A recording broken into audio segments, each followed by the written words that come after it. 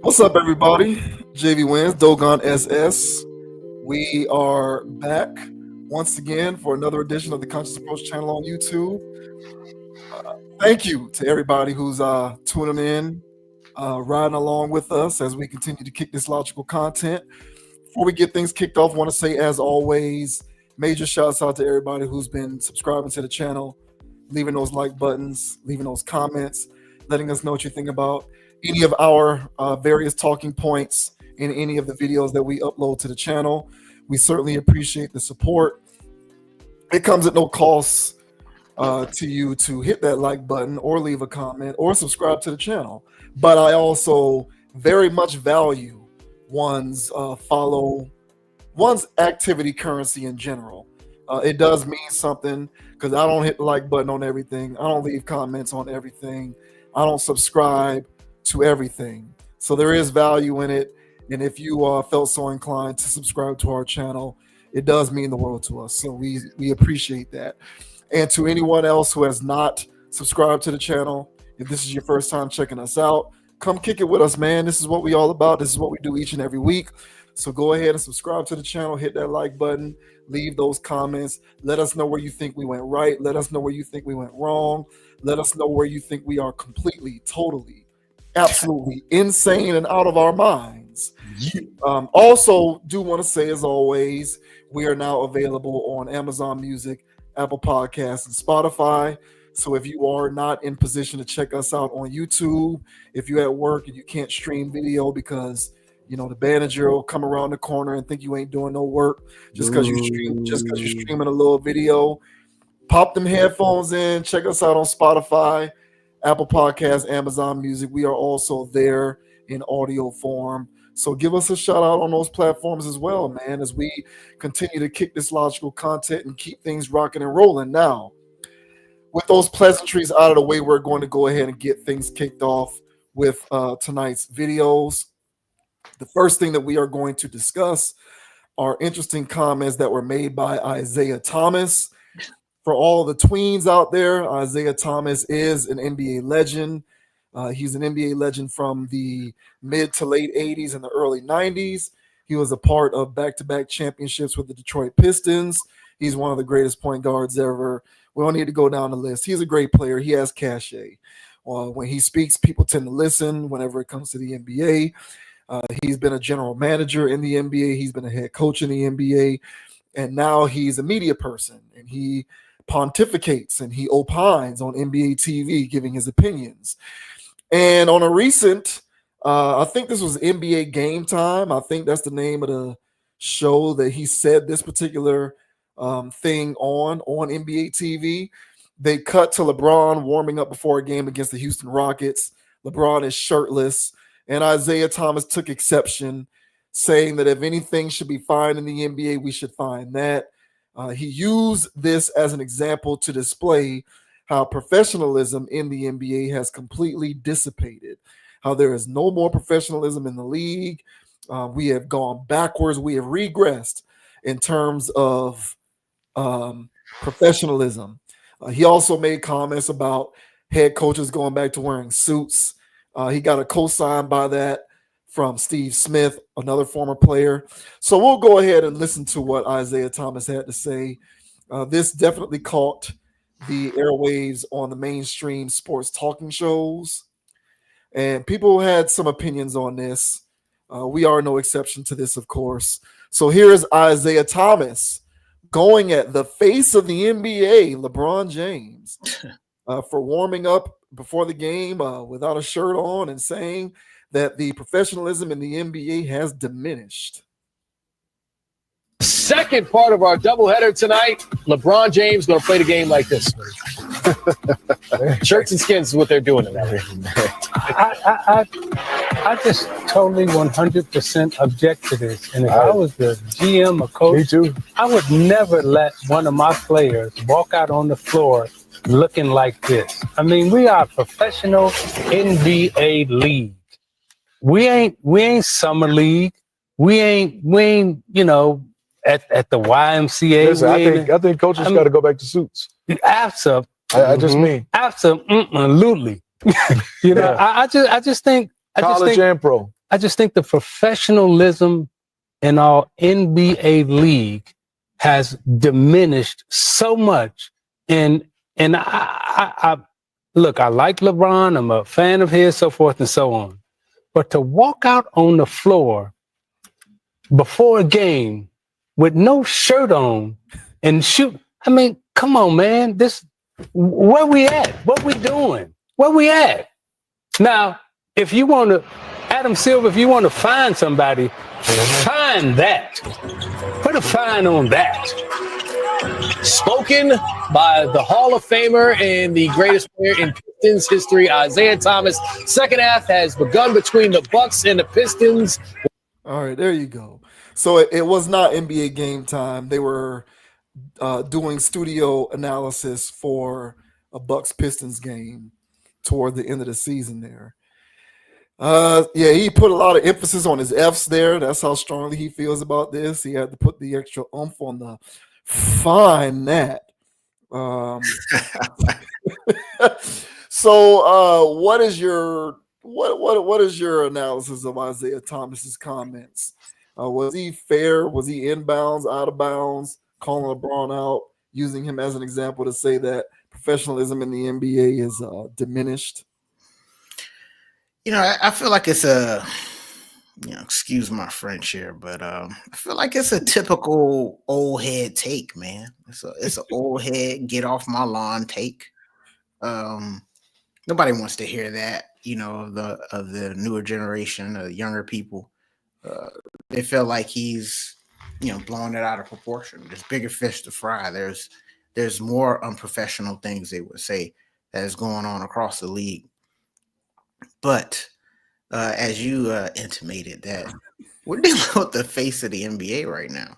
And if LeBron's running around shirtless, I think that might start something, where other guys feel like they can, do the same thing. And, it's not setting the appropriate precedent, I would say, as far as being professional and carrying, even though they're playing a game, carrying this like they actually have a job. And so, going out there shirtless is, no shirt, no shoes, no service kind of deal. It's, hey man, get out there and act like you're a professional. So I get that. But unfortunately, we're dealing with the age of nobody being professional anymore. So every day is casual Friday at work. Nobody's wearing suits anymore to work. Everybody's wearing slacks and, buttoned up, open button shirts. Nobody's wearing, those hard bottom uncomfortable shoes anymore. Everybody's wearing these business casuals, loafers, tennis shoes. So where is anybody being air quote professional anymore? And I feel as though that, nowadays, man, I think we talked about this in previous topics where, younger people, they have this thing about being professional that it means not being yourself. Yeah. Being this amalgamated work slave type of situation. And, if they come into work feeling like how they feeling a little bit more casual, then they feel like there's a part of themselves they're reclaiming, even though they're working on the clock. So when I was, I think I shared this story here too, man. But when I first started working, man, in the workforce back in the good old days in 2004. Yeah, man, my first job, man, I was out there working at Target. And, everybody came in there with they red shirts tucked in their khakis. And I wasn't having none of that, man. So, yeah, bro, I had my 4X red t-shirt, untucked. You know what I'm saying? I had Dickies on, man. I ain't had no regular old, no regular khakis. I had Dickies on, creased up, with Chuck Taylors on. And yeah, red Chucks, man. I mean, I'm just in there, man, with, you know, big old rope chain. You know what I'm saying? My badge situation. Sometimes I have it up there. Sometimes I have it on the rope chain.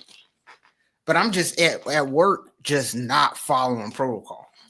They let it slide a day or two. It was like, hey, who is this new guy think he is? But nobody really said anything, you know.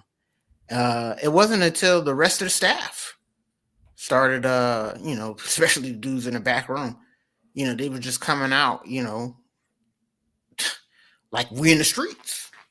And one thing about Target, it ain't Walmart. You know what I'm saying? So once the supervisors got a hold of that, they was like, yeah, we can't have this anymore. So they started cracking down. I still would do my thing here and there, but for the most part, they just weren't having it anymore.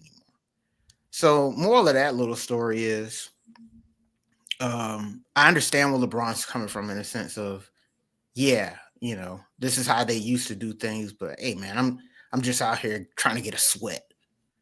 You know, I'm just trying to get a sweat, man. There's nobody in the stands yet. I'm just trying to, you know, get a sweat. And yeah, that's how y'all used to do things, man. But we the new age, you know, that kind of energy, and you know, and also the part where people adopt to it. You know, I understand that aspect of it. That okay, well, one guy's doing it and he's getting away with it. Everybody else feel like they can do it, and it might be a problem. So I get where both sides are coming from on this, honestly, man. You know, normally I'm quick to blow LeBron up, but I get where he's coming from. You know, he's probably got a million reasons of why it's not a big deal, and I hear that. But I also see where Isiah's coming from, because there's probably a million reasons why he should wear one. So all in all, I think this is just a difference in generations overall. And it's not just on NBA where professionalism is lacking. It's in other sports and in other regular everyday jobs. But what are your thoughts, man, on Sir LeBron running around here shirtless and Isiah Thomas calling him out for not being a professional? What are your thoughts, man? I have respect for Isiah Thomas, but unfortunately, he has put me in the compromised position of having to defend LeBron. Like it gives me no pleasure in doing this, because I jump at the first opportunity that I have to you know, destroy LeBron in each and every respect, in each and every way that I can, deservedly so, by the way. But I kind of feel like Isiah Thomas was being get off my lawn guy in this instant. I think he was. Remember when we talked about Will Smith and Chris Rock? Mm-hmm. And my theory was, in that moment when Will Smith went up there and did that, he wasn't actually slapping Chris Rock. He was slapping everyone else through Chris Rock. Mm-hmm. So all the pent up frustration and anger that he was dealing with, being caught up in the rapture created by his own spouse, for the most part, he let it all out in that instance against Chris Rock.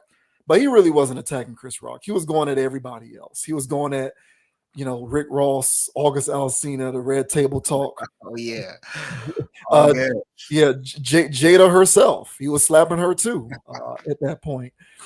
This is what I feel like Isiah Thomas was doing.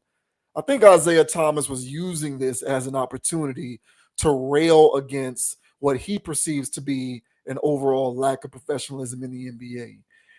He was using LeBron as the conduit to channel his frustration.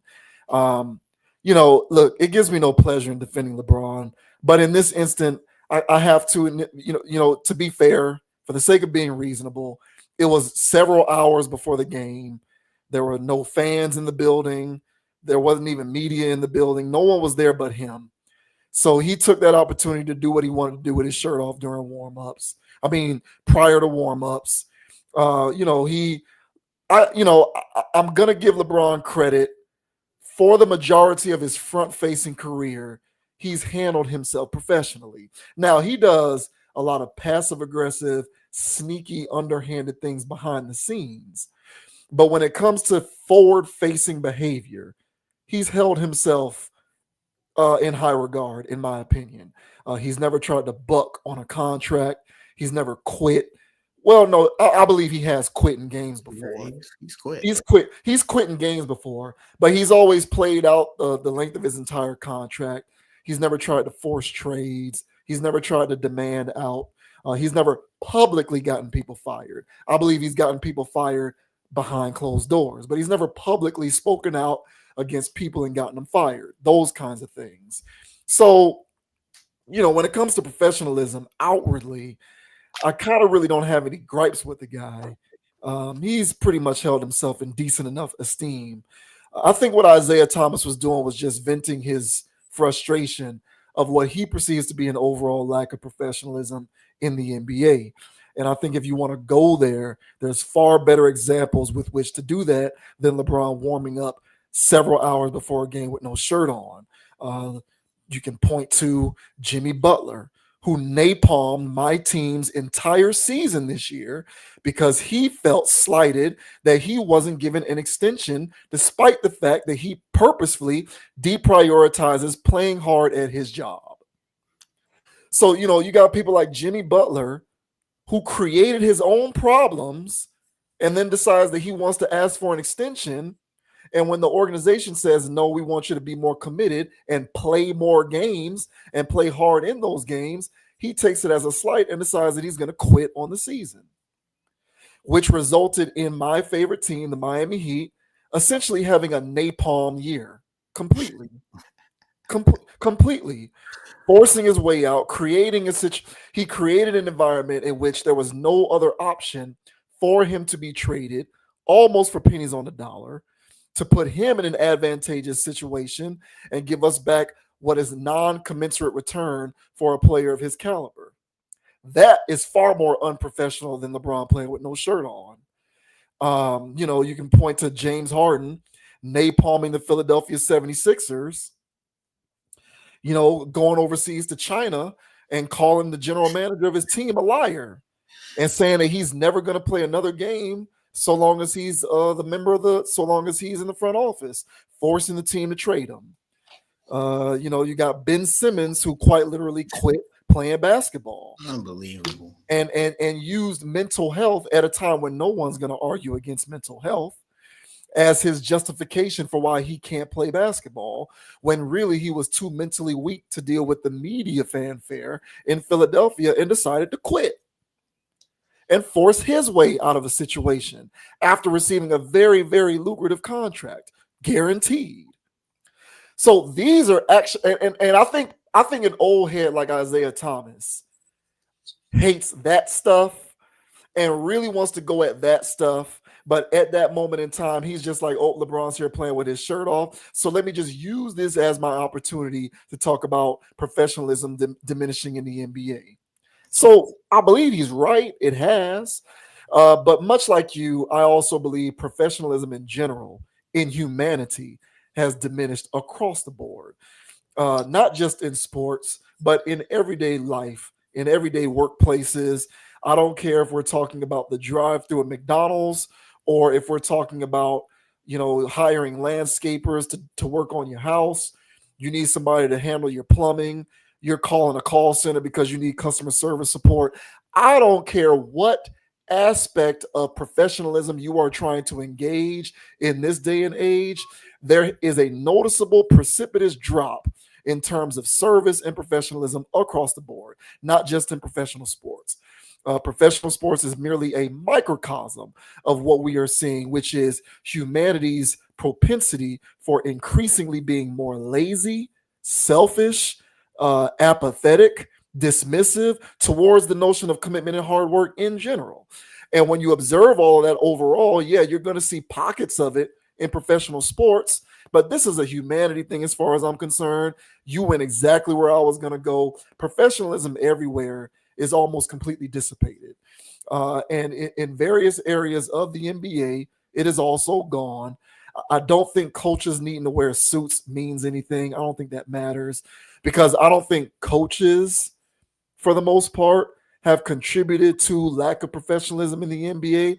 I think that's mostly been a labor issue with players essentially running roughshod on the NBA because of an environment that Adam Silver created, where players are ultimately empowered to essentially do whatever they want.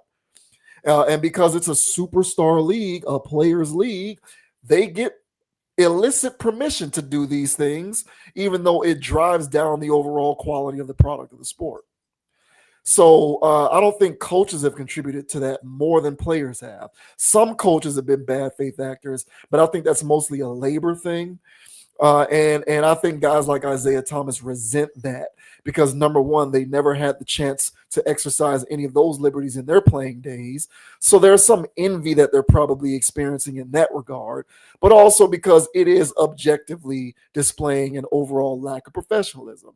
But if you want to point to the NBA as an example of a lack of professionalism, I can give you dozens of reasons before I get to LeBron warming up without a shirt. Additionally, I can give you several reasons as to why that is merely a microcosm of what I observe as professionalism no longer being anything that human beings in general care about. Yeah, man. But I got a little pushback, man. I do think that coaches not wearing suits, I think that means something. I don't think it's like a really big thing, and I don't think it's going to be earth changing, a showstopper. But at the same time, I do feel like it's a respect factor that comes along with it. I can speak for myself, man. Some people like to, to blow off steam. Some people like to, go to the club or go whatever. Me personally, I like going to the grocery store. That's always been my thing. And so I would always go to the grocery store, whether I just got off work, before work, just woke up. So I go in there all kinds of ways. And so historically, what I've noticed, man, if I'm just in there, just whatever, man, just looking low key or whatever, I get low key treatment, from the people that work there to the patrons. But then, man, if I went in there with like work clothes, like when I did security, when I went in there with my uniform, ultimate respect. If there was some reason I was wearing a button-up shirt, some khaki pants or something like that, or some slacks or something like that, hell, even a tie for whatever reason, utmost respect. Of course, these people don't know me, blah, blah, please. But, just imagine, man, if you had a principal that wore a suit every day to work versus a guy that walks in there with whatever the hell these coaches nowadays. And it's just like, what kind of principle is this? So, yeah, the guy can be stern. He could be this. He could be that, with his casual gear on. But it's just something about that casual gear that I'm not really respecting this guy. Versus a guy that, wears a suit and tie and, he carries himself a certain kind of way. It's like, hey, man, principles here. You know what I mean? And so I do think there's something to a coach wearing it, the staff wearing it, not like how JJ Rhetoric is running around there with his, whatever the hell shoes. They're all wearing matching shoes and all this weird stuff, man. I don't have time to that, man. Just wear a suit and be a professional. That's like Isiah Thomas showing up to the set, not wearing his suit and tie and just wearing whatever the hell he rolled out of bed in. At that point, man, it's not, there's where's the line drawn? So I think coaches are I think they get paid enough to wear suits, and I think they should wear suits. Personally, they're not outside in the hot ass sun. They're not dealing with elements. They're in air conditioning. Wear a suit, man. So I kind of agree with that. Now, will the guys actually respect the coach? I don't know, man. That's one of those things that you can't quantify that. But I do think that there's some merit to how you dress and present yourself. So I do think that they need to do that. But overall, again, I don't think that this is something that could be fixed with fines, or of course guys will stop doing it if they get fined. But I think this is a bigger situation, as you mentioned, man, where it's more of a societal thing. And it's gotten to the point, man, when I actually do get good customer service. It's a shocker. Yeah. It's a shocker. Yeah. I'm pleased by it on one hand. And on the other hand, I go, man, what the hell's wrong with you? I know you're not getting paid enough to have that, sunshines and rainbows shooting out your arse. Why are you so happy to get paid nothing? I know you don't like this. You know what I'm saying? So there's a part of me that empathize for these people that still have that mindset of, welcome to so-and-so, how may I help you? Right away, sir. It's like, damn, bro, don't right away, sir, me, man. What the hell's wrong with you, bro? Get off the damn boat. You know what I'm saying? So it's a part of me that, no longer, but if I'm at a restaurant and I took my lady out, I don't want the lady, that's serving us or the guy that's serving us being a jackass either, So it's a fine line. I think the line that I appreciate nowadays is that it's my job, bro, but I ain't gonna do you wrong. You know what I'm saying? Just because I'm on a clock. And it's a respect thing. It's not a situation of, I'm the best slave that ever, that ever chucked and jive. I don't want that either. And I damn sure don't want the person that's just like, hey, yo, F you, man. I'm just here to get a paycheck. So if it's a respect thing of, hey, man, I got a job. I know you got a job. I'm just trying to do my job. You know what I'm saying? Don't make it hard on me. I ain't gonna mess with you. The mutual respect, I can get with that nowadays. But yeah, man, I don't want to, honestly, man, I feel bad for people that are really, giving me 1990s customer service. I really feel like those people need to grow up. You know what I'm saying? Like, that's that. I don't really want to see that no more. And I think that's just a sign of the times. But what do you mean 1990s customer service? Well, 1990s, at least when I was growing up, man, and that's when people, when they did have a job working at a window somewhere at a fast food restaurant, they had that Chick-fil-A kind of service, of wishing me a good day, and people still do that, but you know what I'm saying? Like they don't do that anymore. But back in the 90s and stuff like that, I used to see good customer service everywhere. You call somebody, you got good customer service. Nowadays, everybody's just, in this weird boat. But so long as they're giving me a mutual respect, like, hey, bro, I'm just trying to do my job. Because that's what I do. Hey, man, I'm just trying to do my job. I know you got a job to do, and, vice versa. So, but anywho, man, I really think as though, I agree with you. This is a typical situation of overall frustration. Found a reason to vent. I've seen that happen in school too, where somebody did something that's not even really that bad, but now the teacher or the whoever got to go on this long rant. It's like, I know that didn't spark it, but they just seen and heard enough, And so, yeah, LeBron is serving as the conduit. So, yeah, man. I'm actually defending LeBron on this one. As crazy as that sounds. Yeah, I don't know. I hear what you're saying, but I've always compartmentalized the sports with like appropriate forms of dress when it comes to professionalism in other arenas and areas of industry. I don't know. I've always looked at, if I work in an office or a boardroom somewhere, I look at that differently. If I'm a member of the media, for example, I look at that differently than like an actual, I don't know. There's something about coaches wearing like team apparel, sweats or whatever that doesn't really offend my sensibilities. I'm more so bothered by what I feel is a jumping the shark of player empowerment, where players are just kind of doing whatever they want because they have been coddled by an administration, the commissionership in the NBA and the front office, as well as the media in general, that just says the NBA ought to be run by players who should be able to do whatever they want. And some are able to handle that responsibility with grace, but others just mistreat it and abuse it. And the ones who mistreat it and abuse it really do give a bad name to the league overall, and really do sort of cast a bad light on the idea of what professionalism means when it comes to the sport. And in the grand scheme of the notion of professionalism, I don't know. I kind of point my eye in that direction versus whether the coach is wearing a suit or not. Although I do hear where you're coming from. I just look at a school principal or someone in the media differently than a head coach. When I played in high school, Coach Jones didn't wear a suit. He wore whatever. And it was bro.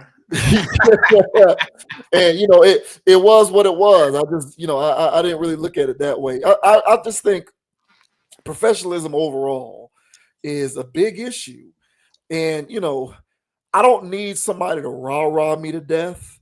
Whenever I go anywhere and I'm looking for service, I'm not looking for somebody to rah me to death, but I also don't want you to exact the frustration that you feel over the fact that you need to do that to earn a living on me, because I didn't ask for any of that, and I'm not the reason why you have to work there. And I'm not saying that as someone who's distancing himself from this. I've been that person. Yeah. So that's why I can say that firsthand. In many ways, I'm still that person. Yeah. Like I've been the person who's just so mad that I got to put these clothes on and go do this job on a beautiful Saturday afternoon. Oh man. That now I'm treating customers like crap, and I'm treating other employees like crap, talking bad, being disrespectful, being dismissive in the workplace. They didn't do anything to me. I've put myself in this position, and now I'm going to vent my frustration on unsuspecting people undeservedly. And it took a long time for me to mature out of that. And it's crazy to see so many grown people who still live in that energy and don't know how to mature their way out of that. Amen. And all I ask when it comes to professionalism is don't exact that frustration on me. I'm not the one that put you in this position to work here. And I think it's that level of apathy that has created this overall environment in which professionalism is pretty much all but completely eradicated. And when you couple that with this whole notion of, and you brought it up and it was very, very correct. There's this idea of people have lost the ability to responsibly separate their individuality from basic human decency and things that all humans should conform to for the sake of humanity, such as professionalism. So nowadays, people conflate professionalisting with being a bootlicker, submitting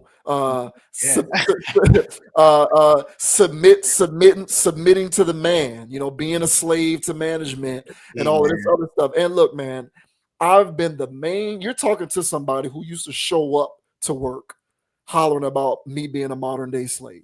All right. I used to get on my workstation and ask a coworker to pretend to take a wet towel and whip me as if I was an actual slave on a plantation. All right. So you can't come to me talking about how I'm trying to downplay the impact of this, because I've been that person. All right. Straight up. I've been that person. And I had to learn that me being professional in this instance, particularly to customers and people who are paying for this service, does not necessarily equate to me conforming to modern day slavery in my mind. It's a delicate balance, but it's certain things that you have to kind of mature into being able to compartmentalize. And people have largely lost the art of being able to do that. They really do believe that I'm losing some of myself if I'm choosing to be more professional. Not more professional for the company or for your boss or your supervisor, but more professional to the person who just walked in. You don't know what kind of day this person's having. You don't know if they just got into a fight with their spouse. You don't know if their kid's sick. You don't know if they just found out somebody has an illness. You don't know if one of their parents just passed away. You don't know what this person has going on. But you're going to treat them nastily because of your reality. And you're going to feel like if you treat them well, you're somehow relinquishing who you are because you need to be professional. And there's a lot of that going on, I feel. And I feel like professional sports, the NBA in particular, is a microcosm of that dynamic playing out. And I feel like that's what Isiah Thomas was railing against. The last thing that I'll say real quick, my previous professional position, we hired this one guy who was supposed to be this super talented guy who was supposed to this guy was supposed to be the end. He was supposed to be the one. He was Neo. He was Neo. He was the one who was supposed to save us and deliver us to Zion, get us unplugged from the Matrix. He had all the keys. He was this fancy photographer. He had all of these artistic skills. He was a social media wizard. He had all of this bravado and expertise and just genius intellect when it comes to creativity and how to help a marketing team. So we hired this guy. This guy shows up. He can't do basic things. He can't follow instructions. He can't take notes from one day to the next. He can't remember simple details. He does not actually execute his job with any level of competency. He doesn't know what he's doing. You give him a 2-hour-long training session, and you try to check on his progress to see if he's actually doing any of the things that you trained him on. 7-10 days later, he's done none of it. And to boot, he'd show up to meetings, and I kid you not, I am not making this up. This guy would show up to meetings shirtless. It's a professional environment, bro. Like you're at work. This guy would show up to meetings with literally no shirt on. At one point, I was sitting on a meeting with this guy, and he's at his home shirtless, and somebody who he lives with walks past the camera completely nude. completely nude. And the crazy thing about that is the thought that might be unprofessional and therefore he needs to maybe button that up never even crossed his mind. It never crossed his mind. And it never crossed his mind because in his world, professionalism is more of a luxury than it being a necessity. So we've jumped the shark with a lot of this stuff. And look, man, I'm the first guy to go anti-establishment, anti-corporation, anti-management. You know me, I'm one of the first people lined up on that anti-disestablishmentarianism stuff. All right. I'll be the first guy railing about modern day slavery, labor versus management, corporations, and all of this stuff. I'm the first guy to rail against that. But at the end of the day, there's a certain modicum of decency that you have to accord yourself professionally when it comes to the unsuspecting person who has nothing to do with your reality. And people just don't know how to compartmentalize these things. And so I think the league is a part of that, not with LeBron. Like I said, LeBron warming up for 6 hours before the game starts with his shirt off. I'm not really too bothered by that. I'm more bothered by James Harden and his "get me out of here, I'm upset." Jimmy Butler, "get me out of here, I feel disrespected." Ben Simmons, "I quit, I don't want to play basketball." "Oh, you need a reason?" "Oh, my mental health is messed up." Zion, "give me $200 million, even though I'm going to stay fat and always be hurt and get strippers and corn stars pregnant." That is what I'm more offended by than LeBron playing with his shirt off. So I hear where Isiah was coming from, and I do kind of feel like he was speaking in generalities, but using LeBron as his method to be able to do that. Yeah, man. And that's a wild story, bro. Showing up to the meetings shirtless. Literally shirt. I couldn't believe it. I thought it was a mistake, and it caught me so off guard. I didn't know what to say. You know what I'm saying? I'm just like, I would have told bro to put his shirt on. I would have like, bro, put your shirt on, dog. I was so caught off guard because not in my wildest dreams would I expect that or anticipate it. So he knew it was going to be a one-on-one, right? That's what it was, right? That's what I'm saying. The idea that doing that is unprofessional, never crossed his mind. That's crazy. It never crossed his mind. He never thought to himself, is wearing no shirt at work on a meeting unprofessional? He never thought about it. That is humanity right there. That is cultural. That's societal. And I think it is dripped into the recesses of a lot of aspects of our modern society, sports being one of them, but everywhere else. I don't care where you go. It's like I said, grocery stores, corporate offices, fast food, drive-through windows, call centers, customer service. I don't give a damn.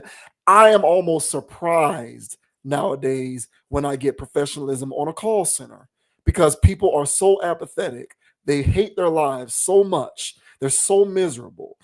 And I feel them. I do. I feel you. Man, it's I rough feel over there. it's a catch-22 because I feel you. I am as sympathetic and empathetic towards the notion of being involved in modern day slavery as the next person. Trust me, I did it for the longest and I continue to do it to this day. So I get it.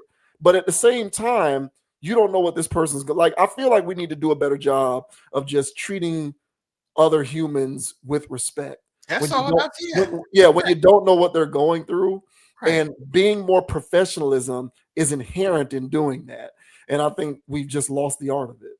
Yeah, and that's to me, that's the definition of being professional nowadays, is just being respectful. And so that's why I say, hey, man. And to me, the baseline of that is, hey, bro, I got to work here, bro. I don't want to wear these uniforms. I don't want to be here. And I damn sure don't want to wrap your damn burrito. You know what I'm saying? But you know what I'm saying? What you want on that, bro? And he was talking to me like that, but he's like, hey, man, you know, what's up, bro? Like, you know what I'm saying? And I'm being a, bro. I get it, dog. Like, you got to be here. I'm about to go take this and go watch the game. And you got to be in here. So I'm not trying to be extra on him either. And so I think what people need to realize is this whole notion of this person's my servant because they work here. Even the customer need to calm their ass down. They do, yes. Yeah. And so it's like, hey, man, you got to understand that guy is working wrapping burritos, not because he loves wrapping burritos. So respect him, bro. And yeah, he is on Saturday morning. I'm about to go watch the game. Yeah. So yeah, so it's just a respect from both ends of the spectrum out in public. You know what I'm saying? It is what it is. But yeah, last thing here, man. Isiah Thomas must have thought I forgot. And by the way, I'm a huge Isiah Thomas fan, man. I feel like, you know, on the court, man, the guy was an absolute ball, especially for his time. All right. But I didn't forget Isiah. All right. Before the tip off, all right, you was out there kissing Magic Johnson in the mouth. This is why y'all wearing uniforms. No, this is why y'all wearing uniforms. This is why the TV is recording y'all. You know what I'm saying? That's not professional. If anybody should have got fined, your ass should have got fined for making out with another player. Don't call that sport. And they try to tell me it's sportsmanship. That ain't sportsmanship. I guess Greek and Roman sportsmanship. But that ain't how we do it nowadays, man. So Isiah, I didn't forget about that, Playboy. All right, I know what you did last summer, man. You had to get that in there. Hey, keep all of that and any opportunity, bro. I'm not gonna let that. All right, that's all right. That's cool. That's fine. Professional. They were doing the Diddy party. So they were doing the Diddy mid-court. The Diddy, yeah. Mid-court. That was the Diddy greeting. They were doing the Diddler greeting on that. Hey, look, man, shouts out to Isiah Thomas. I feel where you're coming from, brother. But yeah, professionalism and the lack of it is something that is going on across the board in humanity. It's not just in the NBA. And I do feel you about people being dismissive and disrespectful towards labor. That is also an issue. That's a serious problem as well. It's contributing to the madness for sure. So you do bring up a good point with that. But all the way around, and it takes me back to my central, it's one of the things that I live by and I'll die by. People in general just need to have respect for one another in public spaces. That's it. It's something that I mention a lot in various topics on this channel, and it's something that I notice is just almost completely gone. And that's everybody, people behind the counter, people in front of the counter. It's all just a lot of bad, evil vibes and energy feeding upon one another. And it really is problematic. And honestly, bro, and if that gets fixed, bro, or it gets better, the world does become a better place. It really does. So, it really does. You know, so yeah, man, a lot more respect out there. So, yeah, man, treat everybody, the person at the car wash, you name it, man. You know what I'm saying? Just treat them with respect, man. And, you know, it goes a long way because, you know, you end up getting the better service than all the other people because you're showing them respect. Take it from a guy who used to provide service. You really do. You really do. It really is true. I used to feel so motivated to give people the best quality food I can when they were nice to me when they walked in. So, it really does. It really does make a difference. Mm-hmm.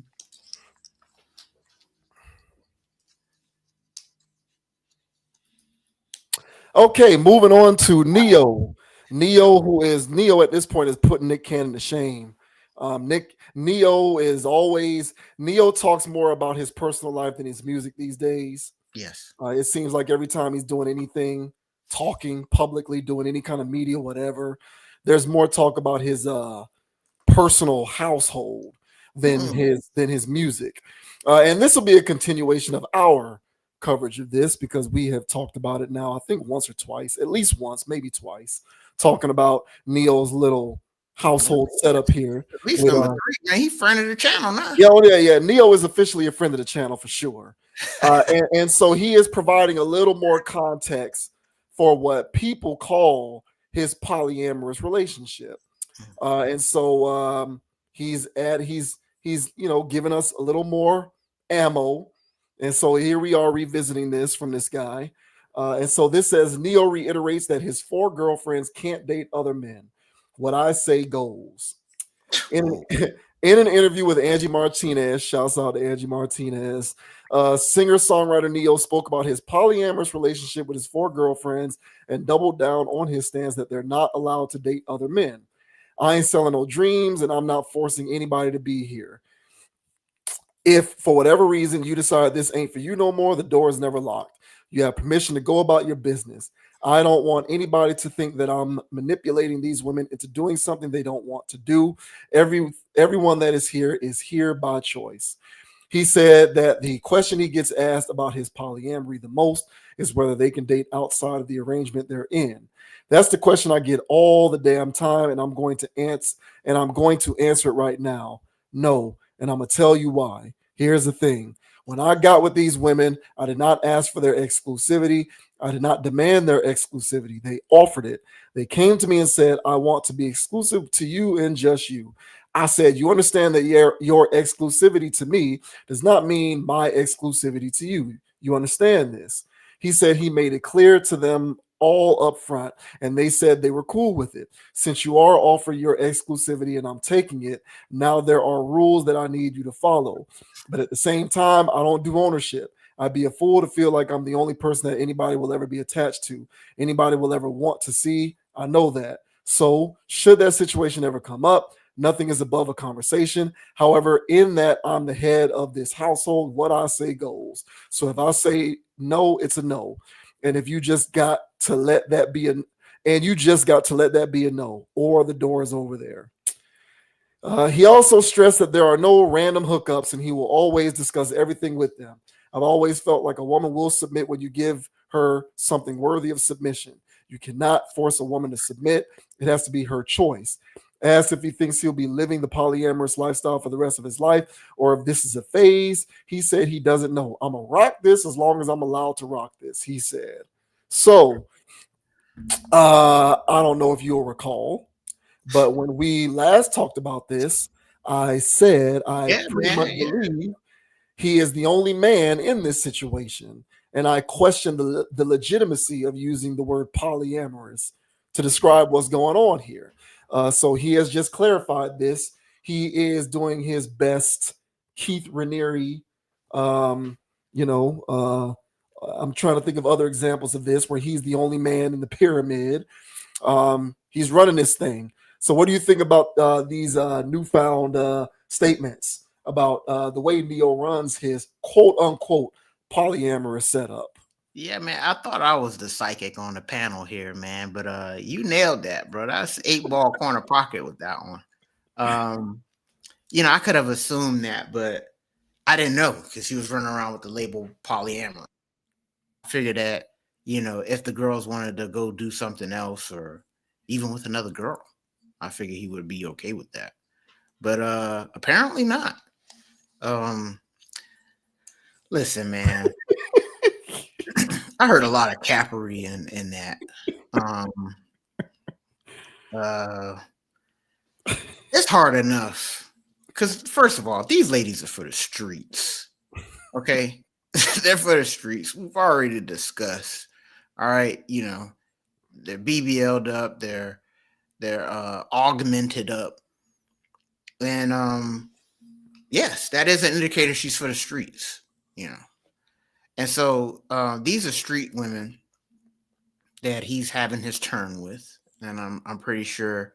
Yeah, that's why he said he's going to rock this is for as long as he can rock out with it, because he's going to keep taking these different women for a spin whenever they come around. But it's hard enough to track the movements of one streetwalker, and you got 4 of them on your team, and you think, what type of woman run around offering exclusivity, especially for a man that's a well-known,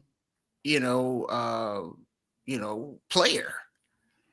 So I don't know how that conversation came about with all 4 of them, where they just off rip was just offering that. Now I'm pretty sure if the conversation came up where he pretty much, I don't want to say give him an ultimatum or nothing, but he pretty much gave him the rundown, and then from there they offered exclusivity. But I highly doubt they came in off rip saying, "Yeah, I want to be exclusive to you, even though I know you're smashing 3 other women right now." You know. So I don't know how that conversation would have went. So that's a part of it that's a little capperish. The other part is that, hey, the door is open for you guys, or for you guys to come in and out. And for me, I feel as though this is good, staying ahead of future litigations. Yeah, man, you gotta let everybody know that these aren't my minions. You know, I don't have them locked away. This ain't nowhere. Close the doors. None of that weird stuff, man. These says are open, so there's no weird stuff going on. So that was smart, staying ahead of that, because you're dealing with 4 different personalities here, 4 different women that are for the streets. So you never know who's gonna flip and say that he was forcing me to be here.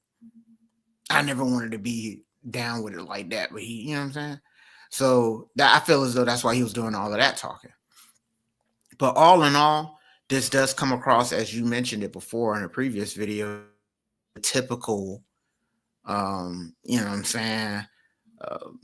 Wong kind of man, in this situation where you're hollering polyamorous, but it's not polyamory because they can't really go do their own thing. So, I took Neo for a swinger. I figured that this was just a swinging lifestyle. He just had 4 mains. If they wanted to do something else, especially with another girl, because these girls look like they play with each other, I figured he wouldn't be opposed to that, But it sounds like he is. And this is his world. He found women that want to rock with whatever he does in his world. There will always be women that sign up for this, whether they're only exclusive for a year or a year and a half. He's still got a pretty good run, so he's not tripping off of it. So all in all, he's still getting what he wants. Can't be mad at that. I feel like there's different situations for everybody. And if these women are signing up for it, that means they're into it too. So, yeah, man. So I don't know if you want to call it polyamory, but it's definitely on the spectrum. But what are your thoughts, man, on Neo around here saying that all of his women's are exclusive to him and him alone, but he can still dabble out if he lets them know? What are your thoughts, man? Yeah, I'm looking at the AI generated definition of polyamorous again, just to make sure that I am not misreading anything here or misinterpreting it. And what I see here is polyamory is a relationship style where individuals mutually agree to have multiple romantic and or sexual relationships with the full knowledge and consent of all partners involved. Now, when I read that definition, what it says to me is all individuals involved in the polyamorous relationship agree to have multiple romantic and or sexual relationships, meaning that these women would also be able to have multiple romantic partnerships and or sexual relationships. Now, unless I'm misinterpreting that definition, if I put that if I take that definition and apply it to what he has going on, that doesn't really sound like polyamory to me. And I said it before. This seems more like he has a harem. It's not a freewheeling polyamorous setup. It seems more like Neo's harem. He's at the top of it. He's the only male involved, and he dictates how everything goes. Now, maybe maybe anybody here who catches our video out, if you happen to be involved in a polyamorous relationship and this does actually qualify as polyamorous, feel free to let us know in the comments. Set me straight. But I kind of feel like he's using polyamorous as a term when really what's going on is he's running his own private whorehouse. And he has 4 submissives, and he's the lone dominant, and he gets to run his harem however he sees fit. And the only reason why he's capable of pulling this off is because, and he even said this himself, he can afford it. So all he's really doing is paying. He's paying for the ability to have a socially sanctioned, sexually lucid lifestyle, which is at the crux of what he wants. And it's at the crux of what most humans nowadays want. Yeah. Most humans nowadays want to live a sexually lucid lifestyle where they can have whoever they want, whenever they want, without having to deal with the moral constraint of being called or believing themselves to potentially be a liar or a cheater or a misleader. So people don't want to deal with the guilt of feeling like they cheated on somebody, of feeling like they lied to somebody, feeling like they were dishonest, feeling like they led somebody on. So how can we do these things, right? How can we socially sanction things in such a way that I can live this sexually loose lifestyle without having to deal with those particular forms of judgment? Well, we can just attach a particular phraseology to it, and we can say that we're living polyamorous. In the case of Neo, I believe Neo is running a harem where he is just doing whatever he wants and being able to have his cake and eat it too, while also restricting his women from being able to exercise the same liberties. And they are capitulating to it because he makes the money and because he can afford to make a situation in which they capitulate to it. Yeah. And this to me is fool's gold because it's not an achievable lifestyle by most of the population. It's only achievable by men in positions who can financially front it. Correct. Otherwise, it is a pursuit in futility to try to achieve such a thing because you're going to run into resistance. The only reason why those women have agreed to this is because they feel as though the price of sacrificing their exclusivity is worth the lifestyle that they get in return. If you aren't in position to provide the same sort of a deal, you're not going to be able to acquire the same kind of lifestyle.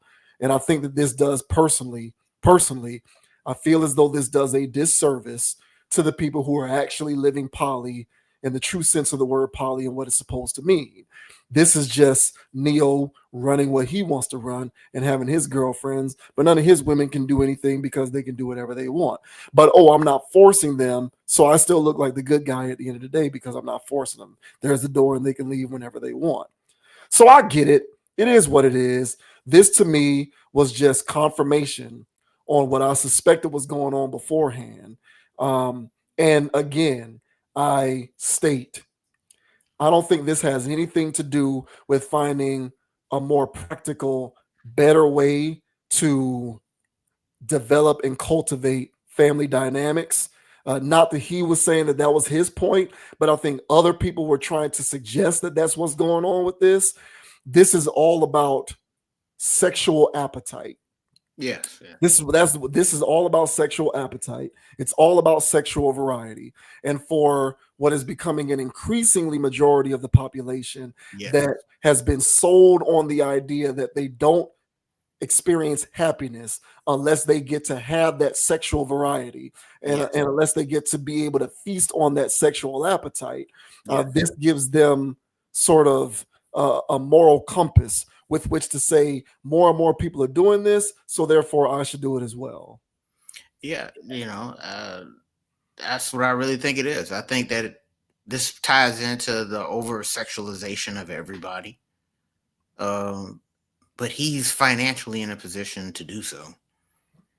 And other men that are financially able to do so, honestly, they're just too scared. And then they run and they cheat. And then there's irreconcilable differences. And then they got to pay. So I think for people that are in the position, it's not like these guys' wives are there because they love them either. I mean, she is only one woman there for the money. But if you got your harem on deck, and the only reason why you have a harem is because you got money. Well, the only reason why you go anywhere and any of these women interested in you is because you got the money. So, for the person that would eventually step out on a wife, or whoever, why not recreate it in a way where you're getting the W, at least perceivably, So to me, it makes sense for people that's in his world. There's guys that are cheating now, and they're paying both women. He's buying this one gifts. He's taking this one to a restaurant. You're paying both of them, but you're paying this one a little bit more just to keep her quiet. So why lie? Now, of course, apparently they'll let me, he ain't got enough money for both of those women to openly deal with each other and openly let him do that, even though they know of each other and it's a wild thing out here, but it's already going on. So yeah, my thing is that, just bite the bullet and, do it, do what even though, nobody wants to call him a pioneer or anything, but it makes sense, especially for people in his world. And as I always like to talk about, man, everybody out here already doing degrees of this, so, being honest about it and being honest with yourself. And yeah, if this guy is a air quote sexual deviant, and some may say or whatever, but if he's in that boat, at least he's doing it in a safe space. He's not out here. It's the same for women. And if they do like to mix it up and the girls be in on it sometimes because that's what he's into, it's still in a safe environment. So to me, it makes sense. So yeah, not everybody can live like this, but if those people do want to live like that, get your money up. And don't be crying broke with no woes.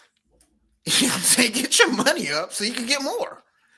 And then be honest with them and then pay for it like you're evidently going to pay for it anyway. Yeah, y'all dudes already out there paying for women as it is. You might as well just do it in an official capacity. The super lame way is paying online. Well, now that's when you're losing out. Yeah. That's when you're just so moist as a human for you to be out there simping on women online. And so take that money and go, go invest in a woman in the street. We don't want to call it buying them, but invest in these women because they can be bought. Invest in these women in the street, man. And man, stop wasting your money on these online slurs and get you one in person like Neo. But man. Hey man, it is what it is, dog. Yeah. Eventually, at some point, man, people gonna have to come to grips with this transactional lifestyle because they're all, we live in a transactional relationship. This is boiling it down to the greatest common denominator and taking out all the middleman, all the fluff. If this is transactional, let's pay you. And so this is what he's doing. So hey man, no man, nobody wants to hear it like that, but that's what's going on. And so, yeah, he's got the money to do it. He's doing it like that, the transactional way. They're around for the money. Everybody knows it. And it is what it is. If you want to keep living like that, keep balling hard. And he'll keep, living a good life. It is what it is, man. I wish life was like how we were told coming up, man. But the older you get, man, you see it's a pretty wild circle going on, pretty vicious circle at that. So if you can just cut out all that noise with just being up front like how he doing, why not? Well, I will say this about him.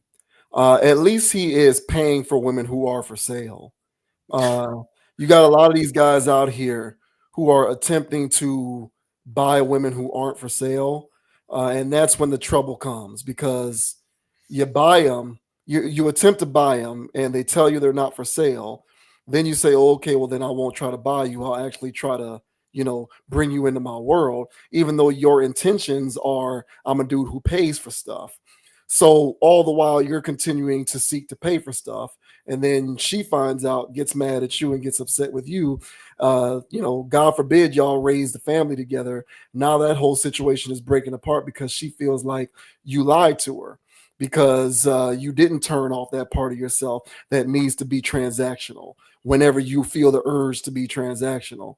So at least he's doing it up front with women who themselves are for sale and know that their place in the world is to be for sale, as opposed to guys who are trying to pay for women whose place in the world is not to be for sale. And ironically, what ends up happening is those women get turned out because of how much trauma you put them through, that they then become one of the women who are for sale. So such is the circle of life. Yeah, man. The antelope eat the grass, baby. Yeah.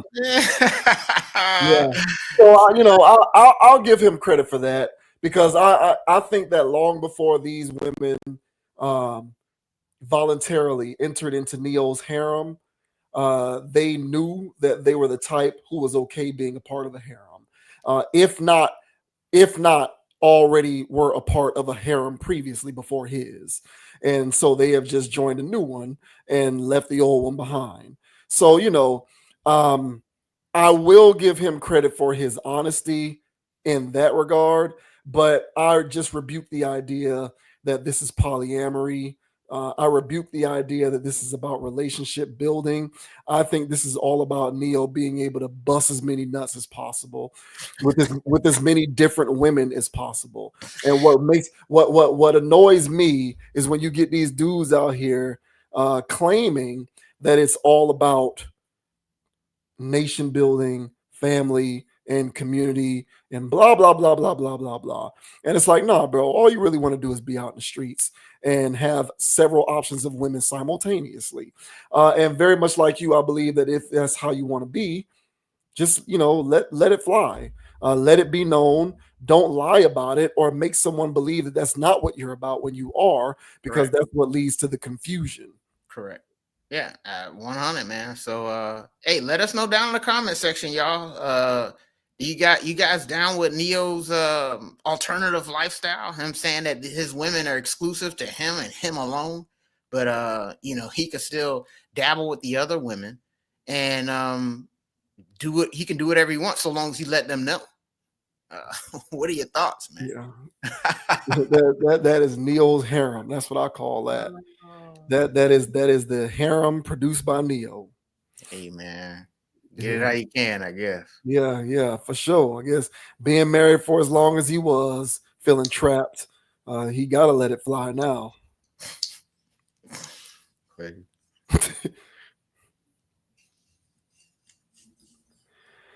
And now we have this is Kash Doll, right? Talking about for sale. Yeah, this is the one of the dolls that we talked about before, where they in a rap beef, and one of the crash out dolls. Yeah, one of them getting on Twitter talking about I'll unalive you and all this other crazy stuff. So yeah, Kash Doll here, who again don't really know what she does, don't know what music. She's apparently an artist. Don't know what her nose apparently. Yeah, don't really know what her music is, but she's from Detroit, I believe. And she was recently at an NBA game. I'm assuming it's a Pistons game. and she went kind of viral because she decided to pull her phone out and go live on social media of her wiping her nose. Instead, she didn't wipe her nose the way most normal people do. She chose to do it with a $20 bill. And various astute observers noticed that there isn't actually anything that needs to be cleaned out of her nose. So she's really doing this as a flex to show, apparently, that she is such a boss bee that she can just wipe her nose with $20 bills. And she was roasted for this. The internet took exception to it. So this says Kash Doll draws severe backlash after picking her nose with $20 bill. Kash Doll went digging for gold while sitting courtside at the final regular season game for her Detroit Pistons. However, she didn't go about it in usual and sanitary fashion.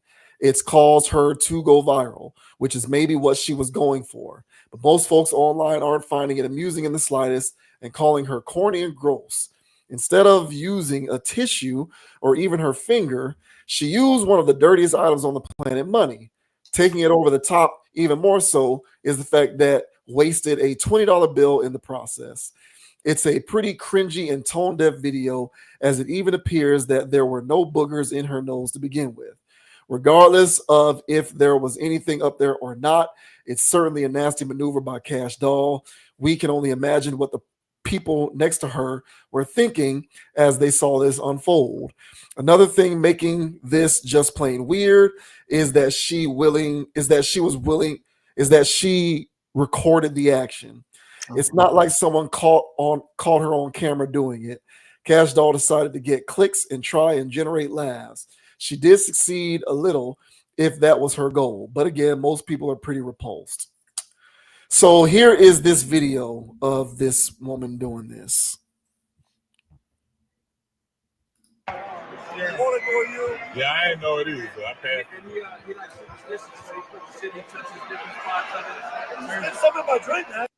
So yeah, she actually pulled out her phone and made the effort to do that. Wow. And when did the downfall of classy women start? One user questions. Class. I know you must be new to this person. When did it start? When does it end? It been started. Money doesn't buy class or beauty, another states. One more adds, the love of attention is the new root of all evil. Kash Doll has appeared to have addressed the matter on her X account, writing, "Drunk me ain't got nothing to do with me." Okay. Yes, it does. That's what dumb people say. Yeah, man. So what's going on with this chick, bro? I mean, I guess she really did think that she was flexing when she did this. Thought that she was winning a one up as she picks her nose with a $20 bill. But at least a sizable percentage of the interwebs are saying she needs to calm her ass down. I mean, bro. And she's 36, bro. So Man. she's in our boat. Well, so she's not even a young person to, like, I could see if a young person did this because, they're just trying to flex and they're just being weird. But you're damn near 40 doing this. So there's plenty of clean ways to flex. And this has never been one of them. I can see if it was a music video or, you know what I'm saying, something like that. And, you know what I'm saying, you got a brick of hundreds. You want to wipe your nose with a brick of hundreds. That's a flex. It's a music video. But you're out at a Detroit Pistons game. Yeah, it's probably courtside. Who knows? But it's the last game of the season. So, those tickets weren't really like that. You know what I'm saying? So she's at the Detroit game. And then she wants to do this with a $20 flex. And the article says, "Oh, now the money's wasted." No, it isn't. No, it isn't. You know what I'm saying? Hey, man, I haven't picked up some money that I'm probably had on some shirt on it. I'm like, what is this on this money? You know what I'm saying? Some crazy stuff happened with dollars. Crazy reason to put it in her nose.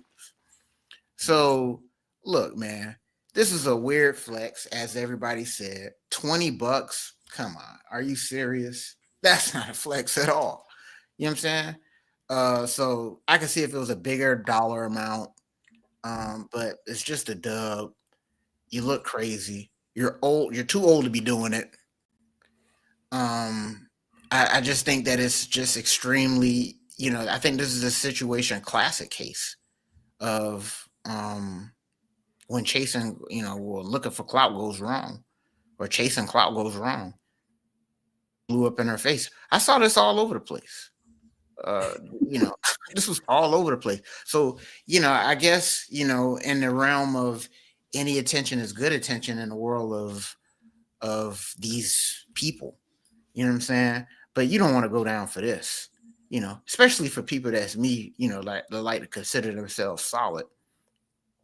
Because when we did talk about her last time, it was about her beefing with another female rapper, and the other female rapper was being out of pocket. You know what I'm saying? And so the energy was directed towards Kash Doll. So I didn't know of her. We went on that situation, but from her, she still was in a clean stance because she laughed off the beef and all the threats. But then, now she does this, and this is how I see her. So if she wanted to go viral, if she wanted to be in people's feeds so people know who she is, this is not how you go about doing it. This is weird. But this is spur of the moment. I don't know if she really thought this out. She must have been drunk to think that this was going to be a play. You know what I'm saying? But the lack of accountability here, the dismissiveness of saying drunk media is not really me. It speaks to her fans because her friends must be drunk and high all the damn time because they must disassociate just like her. Because you can't be in your right mind and being a fan of this woman. So, don't care for it. Thought it was lame. And I'm glad the internet's behind me on this one. But what are your thoughts, man, of Kash Doll sticking cash in her nose? What are your thoughts, man? I push back on one thing that you said, which is she's too old to be doing this. I disagree respectfully. Now it gives me no pleasure in saying that. I'm sad to say that, but she's at the right age to be acting like this. Because last week, if you'll remember, last week, what were we talking about? We were talking about the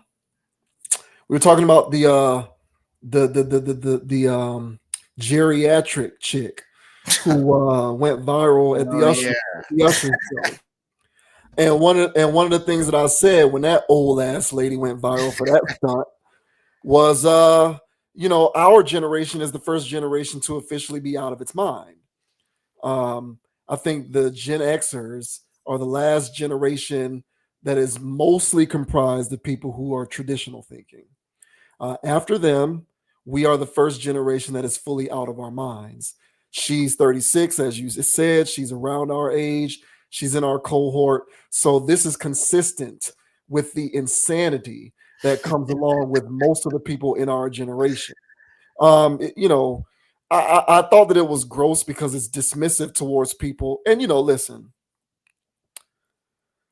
Yeah, I guess, maybe I'm being too sensitive when I say this.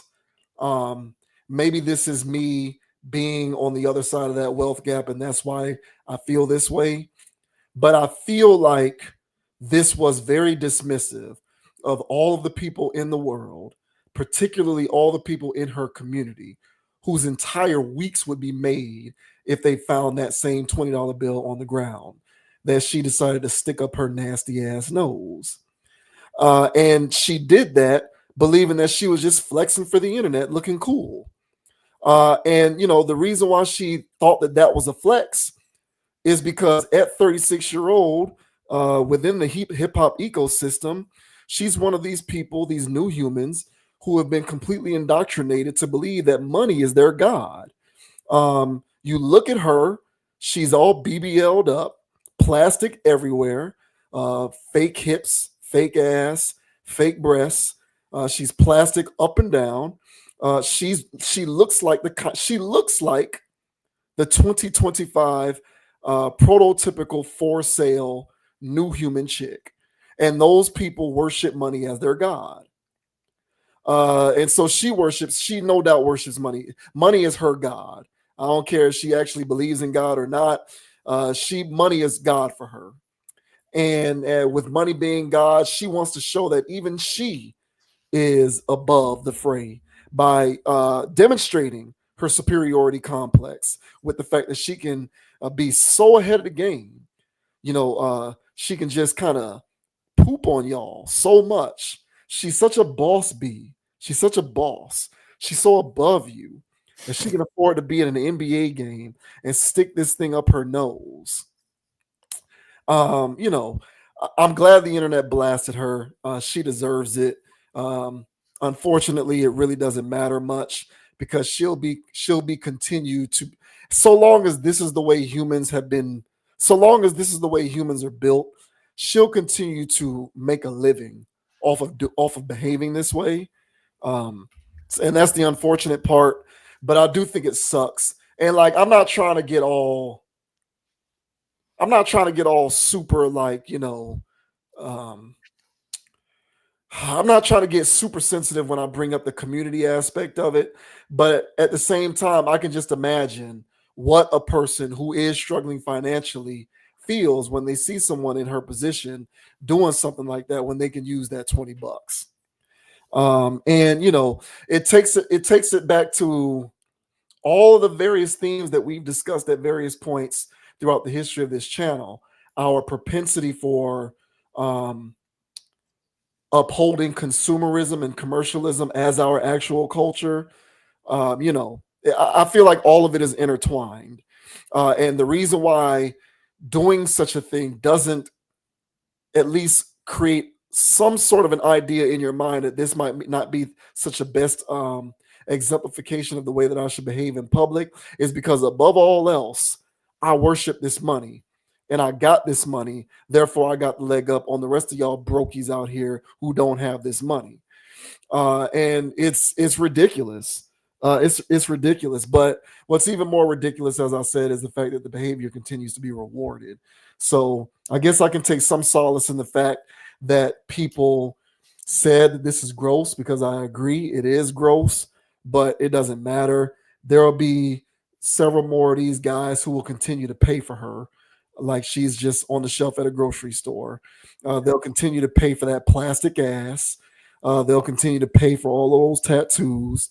They'll continue to pay for her whatever other fake work she got done, whether it's her hips, her chest area. They'll continue to buy it like they're buying something off of Amazon, because that's what she's here for. That's her place in this world, to be for sale and to be bought by the highest bidder.